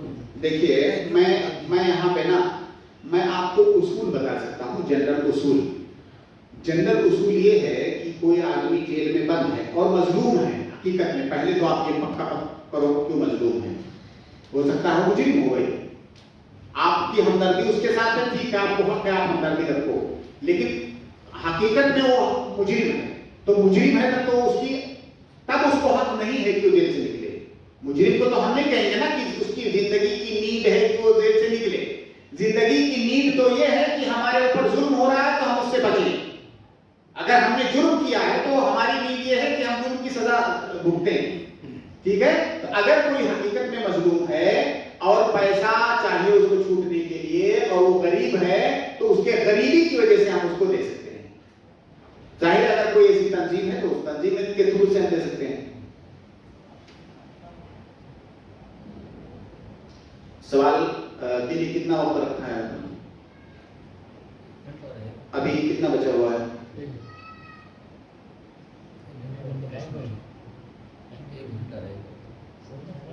اچھا ٹھیک ہے, ایک مسئلہ اور لے لیتے ہیں جو بہت ہی سینسیٹیو ہے لیکن ضروری ہے. زکوٰۃ کے مصارف کو ہم نے بتا دیا, کتنے مصارف ہیں کل؟ 8 مصارف ہیں, اور یہ دماغ میں اچھی طرح پیوست کر لیں کہ ان 8 کے علاوہ کسی اور جگہ پر نہیں دے سکتے. اللہ تعالیٰ نے کہا کہ انما, عربی گرامر جو سمجھتے ہیں عربی زبان, انما کا مطلب ہوتا ہے کہ اس کے علاوہ کہیں اور نہیں. लिमिटेशन के लिए आता है, इन्नमा हसर के लिए लिमिटेशन, बाकायदा इसी में उसका लिमिटेशन यही है, 8 के अलावा कहीं और नहीं ले सकते। तो इसको अच्छे से, एक तो इन्नमा का सिगा अल्लाह ताला ने इस्तेमाल किया, दूसरा उसको एक एक करके गिनाया, फुकरा मसा 1 2 3 4 8, गिनाने का क्या फायदा है? अगर कोई नई चीज उसमें दाखिल कर रहे हैं आप, तो फिर गिनाने का कोई फायदा नहीं है।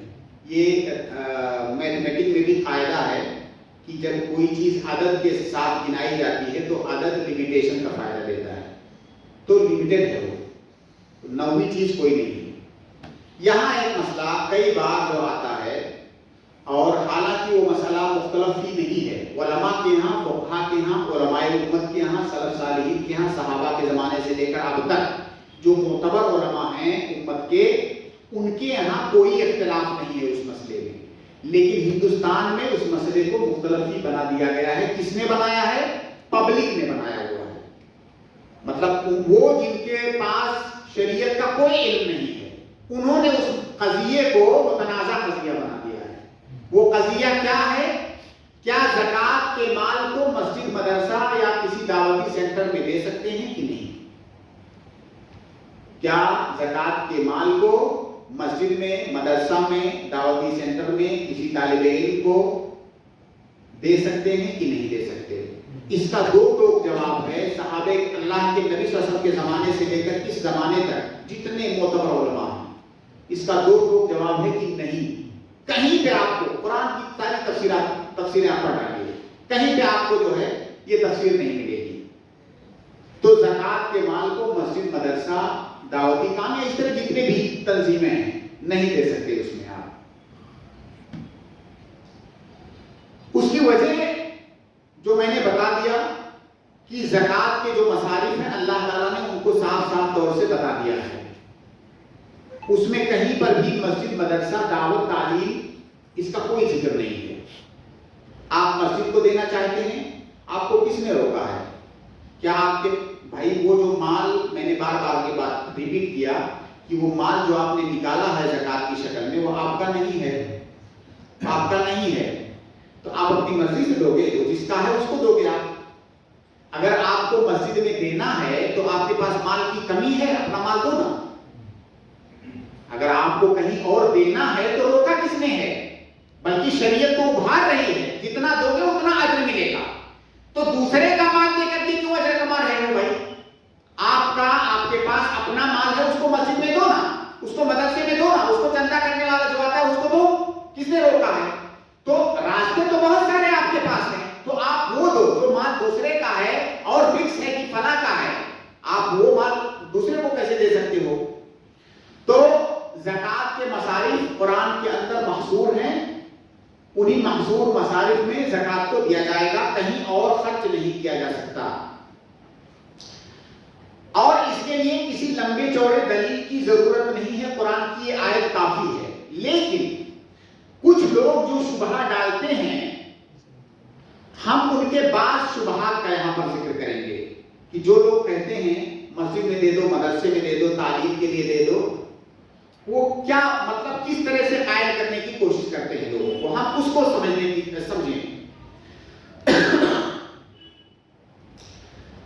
पहली बात वो लोग ये कहते हैं कि कुरान में अल्लाह ताला ने कहा वो फी सबीलिल्लाह। फी सबीलिल्लाह का माना हमने अभी बताया ना आप लोगों को, क्या मुराद है फी सबीलिल्लाह से? जिहाद फी सबीलिल्लाह, जिहाद क़िताल फी सबीलिल्लाह मुराद है। और सारे मुफस्सिरीन का इस बात पर इजमा है, सारे उलमाए इस्लाम का इस बात पर इजमा है कि फी सबीलिल्लाह से मुराद जिहाद फी सबीलिल्लाह है, उसी में ज़कात का माल खर्च करना है। अब यहां पे कुछ लोग ये इश्काल डालने की कोशिश करते हैं कि फी सबीलिल्लाह का मकसद होता है इलाए कलिमतुल्लाह। जिहाद का मकसद है इलाए कलिमतुल्लाह, अल्लाह के कलिमे को बुलंद करना, अल्लाह दीन की दावत को आम करना। तो जिस तरह से जिहाद फी सबीलिल्लाह का मकसद दावत इल्लाह है, उसी तरह से तालीम से भी दावत इल्लाह होती है। तो जब उससे भी दावत इल्लाह हो रहा है, उससे भी दावत इल्लाह हो रहा है, तो तालीम में देने में क्या हर्ज है? क्योंकि काम तो दोनों से एक ही हो रहा है।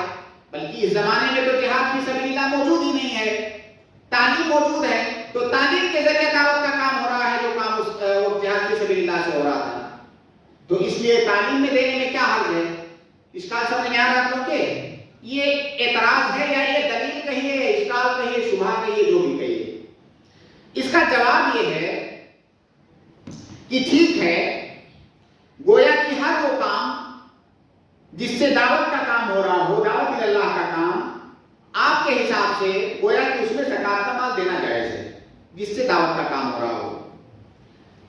اس پہ دو باتیں میں عرض کروں گا. پہلی بات یہ کہ دعوت کا جو کام ہے وہ صرف تعلیم سے اور زبانی دعوت سے نہیں ہوتا ہے، بلکہ دعوت کا کام انسان اپنے اخلاق سے، کردار سے، کیریکٹر سے بھی کرتا ہے، اور اس کا حکم بھی دیا گیا ہے.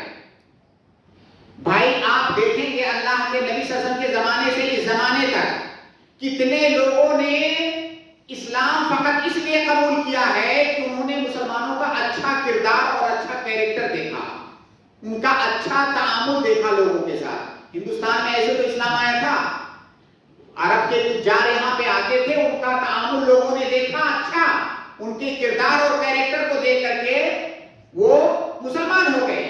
گویا کہ ایک مسلمان کو یہ حکم ہے کہ لوگوں کو اپنے کردار کے ذریعے سے بھی آپ اسلام کی دعوت دو.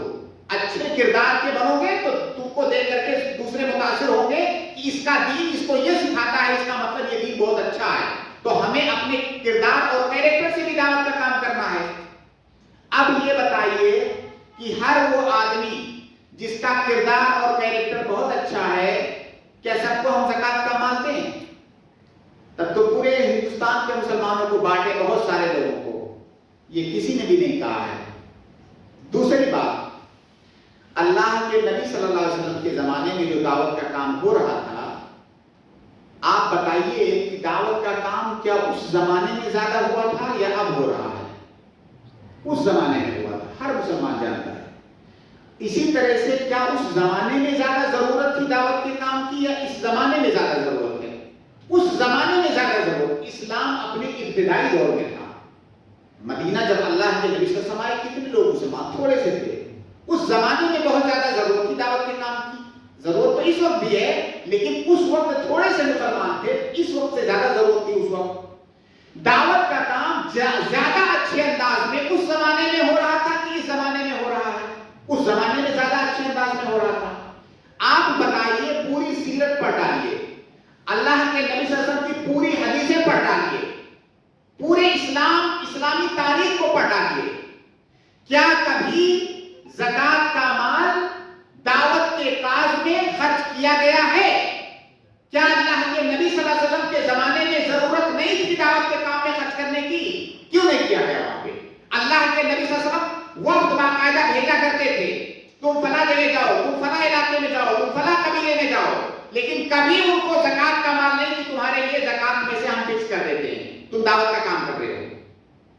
تو یہ سب صرف ہیلے، بہانے اور حجت ہیں کہ جو ہے جہاد سے دعوت اللہ کا کام ہوتا ہے، تو جس سے بھی دعوت اللہ کا کام ہو چکے تھے. بھائی جہاد کو فکس کر دعوت کا کام کرنے کا تو 100 طریقہ ہو سکتا ہے، تو کیا 100 طریقوں میں زکات کا مال دیں گے؟ انہی طریقوں میں سے جہاد بھی ایک طریقہ ہے، اور جہاد کے اور بھی مقاصد ہیں، صرف دعوت کو بھی اور بھی مقاصد ہیں. تو بہرحال اگر آپ اس طرح سے کہیں گے تو پھر آپ سارے مسلمانوں کو زکات کا مال بانٹنے کے لیے، تو یہ کوئی دلیل نہیں ہے. اسی طرح سے دوسرا ایک شبہہ جو پیش کرتے ہیں، یا آپ کے سامنے جب آئیں گے بہت سارے لوگ تو پیش کریں گے اور آپ کو اسی میں الجھانے کی کوشش کریں گے. وہ شبہہ کیا ہے؟ کہتے ہیں کہ ٹھیک ہے، ہم نے مانا کہ زکات کا مال جہاد فی سبیل اللہ میں دینا ہے، جہاد میں دینا ہے. یہ تو سب مانتے ہیں کہ زکات کا مال جہاد میں دینا ہے، جہاد فی سبیل اللہ. اللہ کے نبی صلی اللہ علیہ وسلم کا قرآن کریم کی آیت ہے کہ وجاہد الکفار والمنافقین، یہ قرآن کی آیت ہے، وجاہد الکفار والمنافقین، کفار سے اور منافقین سے جہاد کرو. منافقین سے جہاد کیسے کریں گے؟ منافقین سے جہاد تلوار کے ذریعے سے نہیں کیا اللہ کے نبی صلی اللہ علیہ وسلم نے. منافق وہ ہے جو دل میں کفر رکھے، زبان پر اسلام. اسے ہم زبان اور بیان کے ذریعے سے، دعوت کے ذریعے اس سے جہاد کریں گے، تلوار ہتھیار نکال کے نہیں۔ تو منافقین سے جہاد کرنے کے لیے اللہ تعالیٰ نے کہا، اور منافقین سے جہاد کیسے ہوتی ہے؟ زبان سے، دعوت سے۔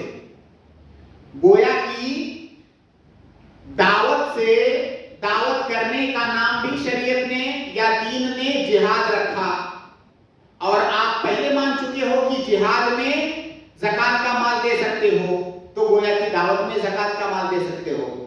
سمجھ رہے ہیں اشکال کی نہیں؟ منافقین کے ساتھ دعوت کرنے کا نام، زبان سے ان کو دعوت کرنے کا نام جہاد ہے، اور آپ مان چکے ہو کہ جہاد میں زکوٰۃ کا مال دیں گے، گویا کی دعوت میں بھی زکوٰۃ کا مال دیں گے۔ یہ ایک اشکال ہے۔ اس کا جواب یہ ہے، اللہ کے نبی صلی اللہ علیہ وسلم کی ایک حدیث ہے جس میں آپ فرماتے ہیں، صحیح حدیث ہے، کہ المجاہد من جاہد نفسہ فی طاعت اللہ، کہ اصلی مجاہد تو وہ ہے جو اپنے نفس کے ساتھ اللہ کی اطاعت میں جہاد کرتا ہے۔ ابھی ہم یہاں بیٹھے ہیں، سن رہے ہیں عبادت سمجھ کر کے، یہ جہاد ہے۔ ابھی ہم نے نماز پڑھی تھی ظہر کی، وہ جہاد ہے۔ مجاہد وہ ہے جو اپنے نفس کے ساتھ، ہم روزہ اس وقت رکھے ہوئے ہیں، بھوک پیاس برداشت کر رہے ہیں، اپنے نفس کے ساتھ جہاد کر رہے ہیں، یہ جہاد ہے۔ اب آپ بتائیے کس کو آپ زکوٰۃ دو گے؟ دنیا کا ہر مسلمان تو جہاد کر رہا ہے اس حدیث کی روشنی میں۔ المجاہد من جاہد نفسہ فی طاعت اللہ، جو اللہ کی اطاعت کرتا ہے وہ مجاہد ہے۔ کیا اللہ کے ہر اطاعت کرنے والے کو پھر آپ دو زکوٰۃ؟ وہ بھی تو مجاہد ہے۔ تو اگر آپ لفظ جہاد کی وجہ سے زکوٰۃ دینا چاہتے ہو دعوت کے کاز میں، تو مجاہد تو ہر اس مسلمان کو کہا گیا ہے جو اللہ تعالیٰ کی اطاعت کرتا ہے، تو پھر دو اس کو زکوٰۃ۔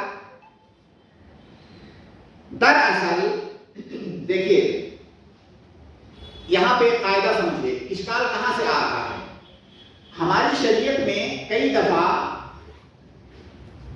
کئی چیزوں کے نام ایک جیسے ہوتے ہیں، لیکن کئی چیزوں کے نام ایک جیسے ہونے کی وجہ سے ان کئی چیزوں کے احکام ایک نہیں ہو جاتے ہیں۔ جیسے ایک مثال تو آپ نے یہی دیکھا کہ جو نماز پڑھنے والا ہے اس کو بھی مجاہد کہا جا رہا ہے، جو دعوت کا کام کرنے والا ہے اس کو بھی مجاہد کہا جا رہا ہے، جو میدان جنگ میں لڑتا ہے اس کو بھی مجاہد کہا جاتا ہے۔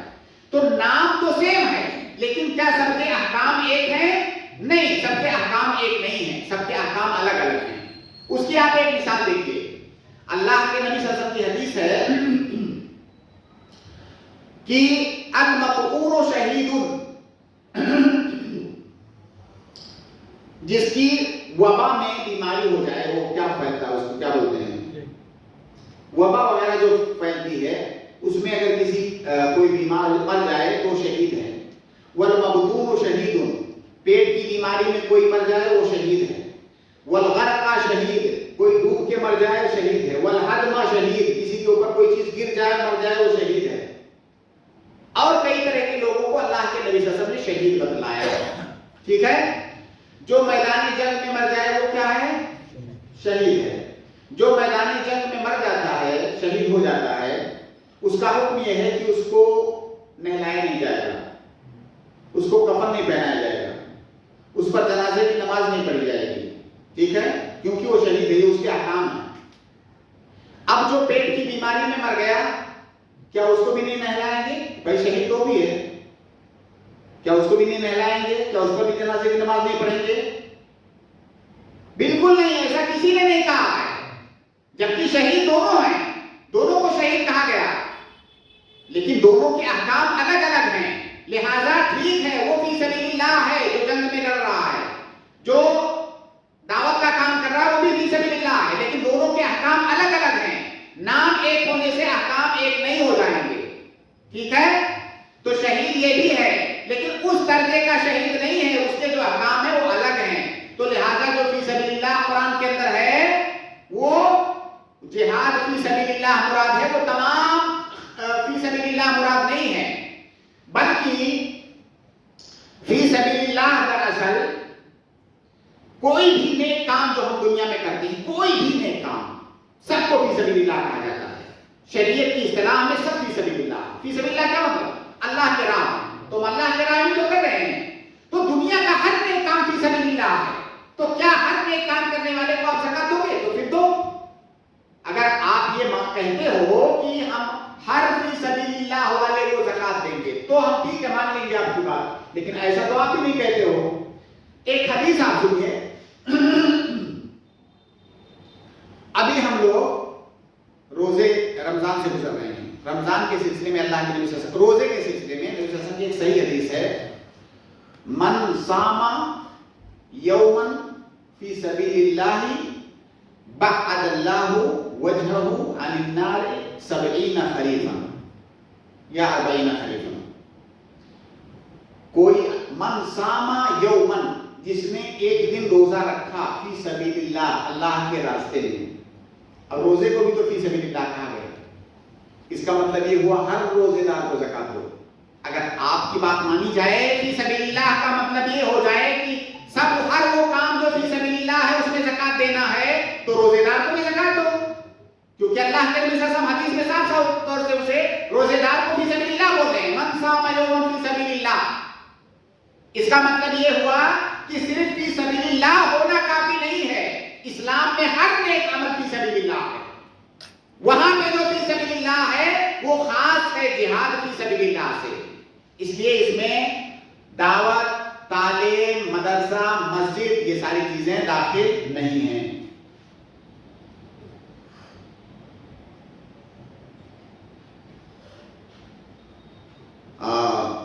اسی طرح سے ایک حدیث ہے، اس سے بھی وہ لوگ استدلال کرتے ہیں کچھ لوگ. اللہ کے نبی صلی اللہ علیہ وسلم کہتے ہیں کہ من خرج فی طلب العلم فهو فی سبیل اللہ حتی یرجع.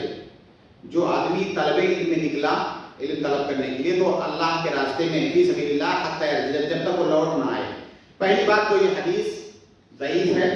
کچھ لوگوں نے اسے قابل حجت بتایا ہے، لیکن صحیح بات یہ ہے کہ حدیث ضعیف ہے. تھوڑی دیر کے لیے اگر اس حدیث کو ہم صحیح مان بھی لیں تو فی سبیل اللہ، جیسا کہ میں بتا چکا ہوں کہ اسلام میں ہر نیک کام فی سبیل اللہ ہے. صرف فی سبیل اللہ ہونے سے اگر آپ زکات دینے لگو گے تو پھر ہر مسلمان کو آپ زکات دیتے پھرو. فی سبیل اللہ ہونا یہ زکات دینے کے لیے کافی نہیں ہے. تو بہرحال خلاصہ یہ ہے کہ مسجد میں، مدرسے میں، دعوتی کاز میں زکات کا مال خرچ کرنا یہ جائز نہیں ہے. اللہ کے نبی صلی اللہ علیہ وسلم کے زمانے سے اس زمانے تک کے علماء کا اس بات پر اتفاق ہے. ہاں البتہ اگر کوئی طالب علم، کوئی ایسا مدرسہ ہے جہاں پہ کچھ طلباء ایسے پڑھتے ہیں جو غریب ہیں، محتاج ہیں، فقیر ہیں، تو فقیر تو ہمارے دائرے میں آتا ہے زکات کے. ہم نے جیسا کہ ابھی ذکر کیا، کچھ ایسے طلباء ہیں جو فقیر ہیں، مسکین ہیں، تو ایسے طلباء کو ہم زکات کا مال دے سکتے ہیں. لیکن ان طلباء کو زکات کا مال ہم اس وقت تک دیں گے جب تک تعلیم کا وہ حصہ وہ حاصل کر رہے ہیں جو حصہ حاصل کرنا ان کے لیے ضروری ہے. تعلیم کے لیول ہوتے ہیں. تعلیم ایک حد تک ضروری ہے، بیسک نیڈ ہے آپ کی. دین کا بنیادی علم حاصل کرنا آپ کی زندگی کی ضرورت ہے، جیسے کھانا پینا. وہاں تک اگر آپ تعلیم حاصل کر رہے ہو اور اتنا تعلیم حاصل کرنے کے لیے بھی آپ کے پاس پیسہ نہیں ہے تو ہم آپ کو زکات سے دیں گے. کیا اس لیے دیں گے کہ آپ علم حاصل کر رہے ہو؟ نہیں، اس لیے کہ آپ کی بیسک نیڈ پوری نہیں ہو رہی ہے. جیسے روٹی، کھانا، کپڑا، مکان نہیں پورا ہو رہا ہے، ویسے تعلیم بھی آپ کی ضرورت ہے، تو ہم اس ضرورت کے لیے آپ کو دیں گے. تو اگر کوئی طالب علم ایسا ہے تو اسے زکات کی رقم دی جا سکتی ہے. کیا اس لیے کہ وہ طالب علم ہے؟ نہیں. اگر اس لیے ہوتا کہ وہ طالب علم ہے اس لیے ہم زکات دے رہے ہیں تو اس کا مطلب ہر وہ طالب علم جو طلب علم کر رہا ہے اس کو زکات دیتے. ہم اس کو اس لیے زکات دیں گے کیونکہ اس کی زندگی کی بنیادی ضرورت نہ پوری ہونے کی وجہ سے وہ فقیر کہلا رہا ہے، اس لیے ہم دیں گے، طلب علم کے لیے نہیں. ٹھیک ہے. لیکن یہاں پہ یہ بات یہ بھی یاد رہے کہ جیسے کہ میں نے شروع میں عرض کیا کہ فقیر کو زکات کا مال ہم اس کے حوالے کر دیں گے. ہم اس کو یہ پابند نہیں کریں گے کہ تم اس سے یہ خریدو گے. کیا ایسا نہیں ہوتا ہے مدرسے میں کہ زکات کا مال فقیر کو، بچے کو دیا جاتا ہے؟ تم اس سے کیا کھاؤ گے, کیا پہنو گے, فیس جمع کرو گے, کتاب خریدو گے, یہ فیصلہ کیا اس کو کرنے دیا جاتا ہے؟ نہیں. لیکن سنیے سنیے سنیے, البتہ اگر وہ طالب علم مدرسے والے کو, ذمہ دار کو یا کسی بھی فرد کو اپنا وکیل بنا دے کہ میں تعلیم حاصل کر رہا ہوں بنیادی اور میں فقیر ہوں, میں نہیں دے سکتا اس کا خرچہ, میں زکوٰۃ کا مستحق ہوں, مجھے زکوٰۃ چاہیے, میں آپ کو اپنا وکیل بنا رہا ہوں کہ آپ میری طرف سے زکوٰۃ لے کر کے یہ فیس اور یہ جو میری ضرورتیں ہیں تعلیم کی, آپ اس کو اپنی طرف سے کر دیجیے, میں آپ کو اپنا ذمہ دار بناتا ہوں, تو آپ کر سکتے ہو. لیکن کیا ایسا ہے؟ ایسا نہیں ہے, ایسا کہیں نہیں ہے. اگر وہ آپ کو اپنا وکیل بناتا ہے تو آپ کر سکتے ہو, اور وہ بھی آپ کے مدرسے میں جو فقیر طلبہ ہیں, میں صرف انہیں کی بات کر رہا ہوں. زکوٰۃ کی رقم لا کر کے ہاسٹل بنوانا, زکوٰۃ کی رقم لا کر کے بلڈنگیں بنوانا اور بہت ساری چیزیں بنوانا, یہ جائز نہیں ہے, کیونکہ اس میں سارے لوگ اس سے استفادہ کرتے ہیں. اس میں صرف فقیر, مان لیجئے کچھ فقیر ہے تو باقی تو غنی ہیں, وہ ساری چیزیں تو سب کے لیے آپ کرتے ہو. اور جو بلڈنگ آپ بنوا رہے ہو وہ آپ مالک تھوڑی بنا رہے ہو کسی کو اس کا, جبکہ فقیر کو دینے کے لیے ضروری ہے تمویل. تو بہرحال صرف بہت ہی محدود دائرے میں طالب علم کو زکوٰۃ کی رقم اس لیے دی جا سکتی ہے کیونکہ وہ فقیر ہے, اپنی زندگی کی جو بنیادی ضرورت ہے تعلیم اس کو نہیں دے سکتا, اس لیے ہم اس کو زکوٰۃ کی رقم دے سکتے ہیں, لیکن ہم اس کو دیں گے وہ اپنے حساب سے خرچ کرے گا, الا ہے کہ وہ ہمیں وکیل بنا دے. جی آپ کیا کریں گے؟ ہو گیا. اسی لیے میں نے کہا تھا تھوڑا تو چاہیے.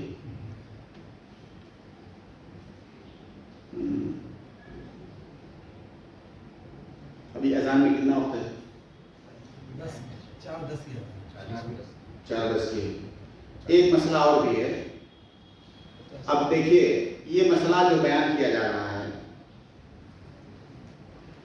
اس میں زکوٰۃ دینے والوں کی بھی ذمہ داری ہے. اگر آپ جانتے ہیں کہ فلاں جگہ زکوٰۃ میں میرا دینا صحیح نہیں ہے, اس کے بعد آپ دیتے ہیں, تو آپ کی زکوٰۃ کیسے ادا ہوگی؟ بالکل نہیں ادا ہوگی. ایک مسئلہ کسی سے ملتا جلتا اور بھی ہے, اس کو بھی کر لیتے ہیں, اس کو بھی بات. وہ مسئلہ یہ ہے کہ بہت سارے لوگ جو زکوٰۃ کا مال اکٹھا کرنے کا کام کرتے ہیں اس میں وہ پرسنٹیج دیتے ہیں.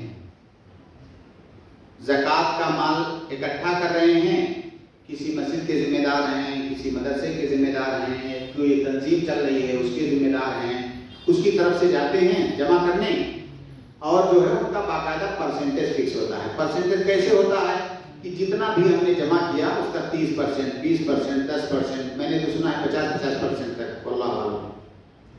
تو پرسنٹ ان کا فکس ہوتا ہے. دیکھیے سب سے اس میں 2 مسئلے ہیں جاننے کے. سب سے پہلی بات تو یہ کہ یہ بات تو ہم نے طے کر لیا کہ مسجد اور مدرسے کو زکوٰۃ کی رقم نہیں دی جا سکتی ہے نا. لہذا گویا کہ کوئی مسجد یا مدرسے سے آیا ہے وصول کرنے تو پہلے ہی قدم پر وہ غلط ہے, کیونکہ اس میں تو دی ہی نہیں جا سکتی, مسجد اور مدرسے میں دی نہیں جا سکتی. یا کوئی اس طرح کی تنظیم ہے جو دعوت وغیرہ کا کام کر رہی ہے, اس میں نہیں دیا جا سکتا. تو پہلی بات تو پہلے ہی قدم پر وہ غلط ہے. تھوڑی دیر کے لیے ہم یہ مان لیں کہ وہ جو زکوٰۃ کی رقم آ رہا ہے وصولنے, وہ غریب طلبہ پر خرچ کرے گا, اور جو طریقہ ہم نے ابھی ذکر کیا اس طریقے سے خرچ کرے گا, تب تو درست ہوگا اس کا لینا, ہے نا. لیکن ایسا بہت کم ہو سکتا ہے 0.05% ہو, ہاں ایسا ہے نہیں, وہ صرف میں مفروضہ قائم کر رہا ہوں بس. تو اگر کوئی مدرسے والا کر رہا ہے, کوئی مسجد والا کر رہا ہے, اور وہ کہہ رہا ہے کہ میں اسے مستحقین تک پہنچاؤں گا, ٹھیک ہے, میرے مدرسے میں الگ سے ڈپارٹمنٹ ہے زکوٰۃ کا, ہم لوگ زکوٰۃ کو بھی تقسیم کرنے کا کام کرتے ہیں, آپ ہم کو زکوٰۃ دیجیے. چلو ہم کہتے ہیں تب ٹھیک ہے, کیونکہ تم مدرسے میں نہیں لگا رہے ہو, تمہارا الگ ڈپارٹمنٹ ہے, इससे तुम ज़कात बांट रहे हो। या मान लीजिए सपोज कोई तंजीम ही है मुंबई में, बहुत सारी तंजीमें हैं ना जो ज़कात का माल जमा करती हैं फिर उसको डिस्ट्रीब्यूट करती हैं, अच्छे तरीके से भी करने वाले लोग हैं। अगर कोई ऐसी तंजीम है वो आ रहा है ज़कात की रकम वसूलने, तो क्या जो वसूलने आ रहा है या उस डिपार्टमेंट में या उसकी तंजीम में जो काम करने वाले लोग हैं, क्या उसमें से ज़कात में के माल में से वो ले सकते हैं कि नहीं ले सकते हैं? खास तौर से जो आदमी वसूलने आ रहा है क्या उसमें परसेंट ले सकता है कि नहीं ले सकता? शुरू में हमने बताया था आपको, अगर याद हो, हमने कहा था वल आमिलीना अलैहा, कि जो हुकूमत की तरफ से बाकायदा तय किए गए हों कि तुम्हारा काम है ज़कात वसूलना। अलैहा में विलायत पाया जाता है कि वो हाकिम की तरफ से आपको वो जिम्मेदारी सौंपी गई है। वल आमिलीना फीहा का मतलब आप खुद कर रहे हो। तो पहली बात तो कुरान की इस आयत की रोशनी में वल आमिलीना अलैहा में आप दाखिल ही नहीं हो रहे हो। कौन सा ऐसा यहाँ निजाम है कि किसी निजाम ने, किसी हाकिम ने आपको विलायत दिया हुआ है? नहीं दिया हुआ है, आप खुद आगे बढ़ के कर रहे हो। आपको किसने कहा है? भाई जो आदमी, जो काम हम खुद आगे बढ़ के करते हैं उसको क्या बोलते हैं हम लोग? हम कहते हैं रजाकाराना तौर पर कर रहा है, ये तो बोलते हैं। उर्दू में अरबी में बोलते हैं कि आप मुतमर्रे हो। मुतमर्रे मतलब खुद आगे बढ़ के कर रहे हो, आपको किसी ने पाबंद नहीं बनाया है, आपको अजर चाहिए, सवाब चाहिए, इसलिए आप कर रहे हो। तो पहली बात तो आप वल आमिलीना अलैहा में दाखिल ही नहीं होते हो कि जो लोग ज़कात जमा करने वाले हैं उनको कुछ दिया जाए उसमें से, क्योंकि आप उसमें दाखिल नहीं होते हो। इतना क्लियर है?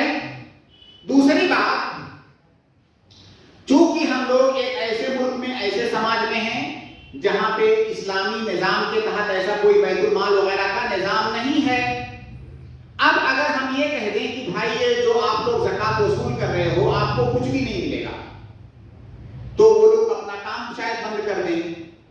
हो सकता है इसकी वजह से ज़कात का बहुत सारा माल ऐसे ही ज़ाय हो जाए जो मुस्तहिकीन तक ना पहुंचे, तो इससे बहुत बड़ा खसारा होगा। तो हम मसलहतन थोड़ी देर के लिए आपको वल आमिलीना अलैहा में मान लेते हैं। हम इज्तिहाद करके कहते हैं कि पूरी उम्मत की चूंकि इसमें मसलहत है, इसलिए हम आपको उसी कैटेगरी में डाल देते हैं कि अब आप वल आमिलीना अलैहा में शामिल हो। ठीक है? अब हमने आपको मान लिया कि आपको विलायत हासिल है कि आप ज़कात जमा करो और ज़कात के माल में से आप जो है मुस्तहिक हैं, आपको भी कुछ मिलेगा। ठीक है? लेकिन एक उसूल मैंने शुरू में बताया था कि अगर कोई आदमी अपने किसी वस्फ की वजह से किसी चीज का मुस्तहिक ठहर रहा है तो उसी वस्फ के बकदर ही उसका इस्तेहकाक होगा। हमने बताया कि फकीर को हम ज़कात कितना देंगे? उसके फक्र के बकदर। ये नहीं कि उसको उसकी जरूरत 2 लाख की है सालाना तो हम उसको 1 करोड़ दे देंगे, 2 लाख ही देंगे क्योंकि हम ज़कात का मुस्तहिक ही इसीलिए माना गया है क्योंकि फकीर है। तो फकीर का वस्फ जो है जितना है, फक्र का वस्फ उतना ही हम उसको देंगे। अब ये जो वल आमिलीना अलैहा हैं, इनको हम ज़कात का माल क्यों देते हैं? इनके अमल की वजह से, इनके काम की वजह से। इसलिए कितना देंगे? इनके काम के बकदर देंगे। अब अगर हम थोड़ी देर के लिए आप लोगों को, जो आप लोग ज़कात वसूलने आते हो, हम वल आमिलीना अलैहा में बफर्ज़े महार मसलहतन मान भी लें तो आपको कितना मिलना चाहिए? आपके काम के बकदर, जिसको अरबी में फुक़हा की इस्तिलाह में उजरतुल मिस्ल कहा जाता है। उजरतुल मिस्ल का मतलब होता है कि अगर मैं कोई काम कर रहा हूं तो ये देखा जाएगा कि हमारे समाज में मेरी हैसियत का आदमी, मेरी सलाहियत का आदमी, मेरी लियाकत का आदमी, मेरी डिग्री का आदमी अगर ये काम करे तो उसको कितना दिया जाता है आमतौर से, ये देखा जाएगा। क्योंकि वही काम एक आला सलाहियत का आदमी करेगा तो उसको थोड़ा ज्यादा मिलेगा, एक आम आदमी करेगा तो उसको कम मिलेगा। तो इसका एतबार होता है समाज में। तो हम ये देखेंगे कि आपकी हैसियत का कोई आदमी अगर ये काम करे हमारे समाज में तो उसकी रोजाना की उजरत कितनी होगी, उतना हम आपको देंगे। और अगर आप परसेंटेज लेते हो तब कितना मिलता है आपको? आप जो है किसी के यहाँ गए, आपने ज़कात की रकम उससे लिया, उसने एक साथ ही आपको दिया 10 लाख रुपया, है ना? 1 घंटे में आपने 10 लाख ज़कात वसूला, आपका 30% है उसमें, कितना हो गया? 3 लाख। 3 लाख 1 घंटे में आपने, क्या आपकी हैसियत के आदमी की उजरत, अगर आपकी हैसियत का आदमी काम करने जाए मार्केट में तो क्या 1 घंटे में 3 लाख कमाएगा वो? तब ये उजरत मिसल नहीं हुआ ना। और लिहाजा ये जो परसेंट लेते हैं, पहली बात तो उजरत लेना ही महल्ले नजर है, उसको भी हमने बतौर मसलहत, उम्मत की मसलहत में कहा कि चलो हम आपको अवल आमिलीन अलैहा में मान लेते हैं। लेकिन अगर परसेंट लेता है कोई, तो ये तो इतना बड़ा करप्शन है, इतना बड़ा करप्शन है कि मतलब इसकी कोई गुंजाइश नहीं है कहीं पे, वल्लाह इसकी कहीं कोई गुंजाइश नहीं है। और मतलब जो मोतबर उलमा है उन्होंने सोचा कि बहुत सारे लोगों को पता भी नहीं होगा। ये हिंदुस्तान में ये चीज इतनी ज्यादा आम हो चुकी है कि जो चंदा करने आएगा वो परसेंट लेगा। ये इतना बड़ा मतलब इतना बड़ा करप्शन है। मैं कभी कभी कहता हूं कि जो मुल्क में बहुत सारे ममालिक में जो बड़े बड़े नेता या बड़े बड़े सियासी लीडरान होते हैं, करप्शन करते हैं, तो हम सुनते हैं कि हजारों करोड़ का करप्शन हो गया। ये उससे बड़ा करप्शन है, इसलिए कि जब उनको हजारों लाखों करोड़ का चांस मिला तब उन्होंने हजारों करोड़ में करप्शन किया हुआ है।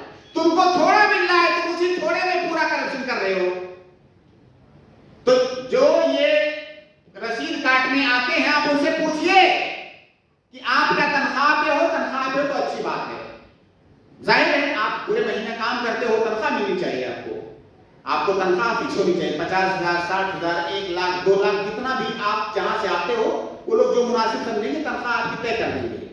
लेकिन परसेंट की तो कोई हद ही नहीं है, कोई लिमिट ही नहीं है भाई। तो ये परसेंट, चाहे ज़कात के मसले में जो परसेंट लेते हैं, ये तो इंतहाई गिनाउना है। इसी तरह जो नफली सदका इकट्ठा करते हैं, अभी वक्त नहीं और ना उस पर भी बात करते, जो चंदा जिसको हम बोलते हैं, आम नफली सदका जो लोग चंदा देते हैं, उसमें जो परसेंट लेते हैं वो भी जायज नहीं है। उसमें भी तनख्वाह होनी चाहिए, फिक्स तनख्वाह। और परसेंट फिक्स नहीं होता है, कोई भी आदमी जो हिसाब जानता है, परसेंट कभी भी फिक्स नहीं होता है, परसेंट तय नहीं होता है। परसेंट हो सकता है किसी दिन 1 रुपया भी नहीं हुआ चंदा तो कुछ भी नहीं मिलेगा, किसी दिन 10 लाख हो गया तो बहुत ज्यादा मिल जाएगा। लेकिन जो तनख्वाह है वो फिक्स होता है, चंदा हो ना हो इतना मिलेगा तनख्वाह आपको, क्योंकि आप दौड़ धूप कर रहे हो। तो बहरहाल हम आज ये कर रहे थे कि पहली बात तो मसाजिद, मदारिस, दावती मराकिज को ज़कात देना जायज़ नहीं है किसी भी तरह से। दूसरी बात, ये लोग जो उसूलते हैं और उसमें परसेंट लेते हैं, ये भी जायज़ नहीं है। इसलिए जो लोग ज़कात देने वाले हैं उनकी भी जिम्मेदारी बनती है कि आप ये देखो कि जो मैं दे रहा हूँ क्या ये सही जगह पर जा रहा है कि नहीं। सिर्फ उसको निकाल देने से आपकी जिम्मेदारी अदा नहीं हो जाती है, देखना भी आपकी जिम्मेदारी है। ख़ास तौर से जब आपके समाज में, मुआशरे में इस तरह से बहुत सारे तरीक़ों से माल के मामलात में लोग करप्शन में मुलव्वस हैं, तो जिम्मेदारी आपकी बढ़ जाती है कि आप जो है इन सारी चीज़ों पर अपनी नज़र रखें और अपनी ज़कात कहाँ दे रहे हैं, अपने सदक़ात कहाँ दे रहे हैं, आपकी जिम्मेदारी है कि आप उसको देखें। अब यहीं पर हम अपना ये दर्स ख़त्म कर रहे हैं। अल्लाह रब्बुल आलमीन से इस दुआ के साथ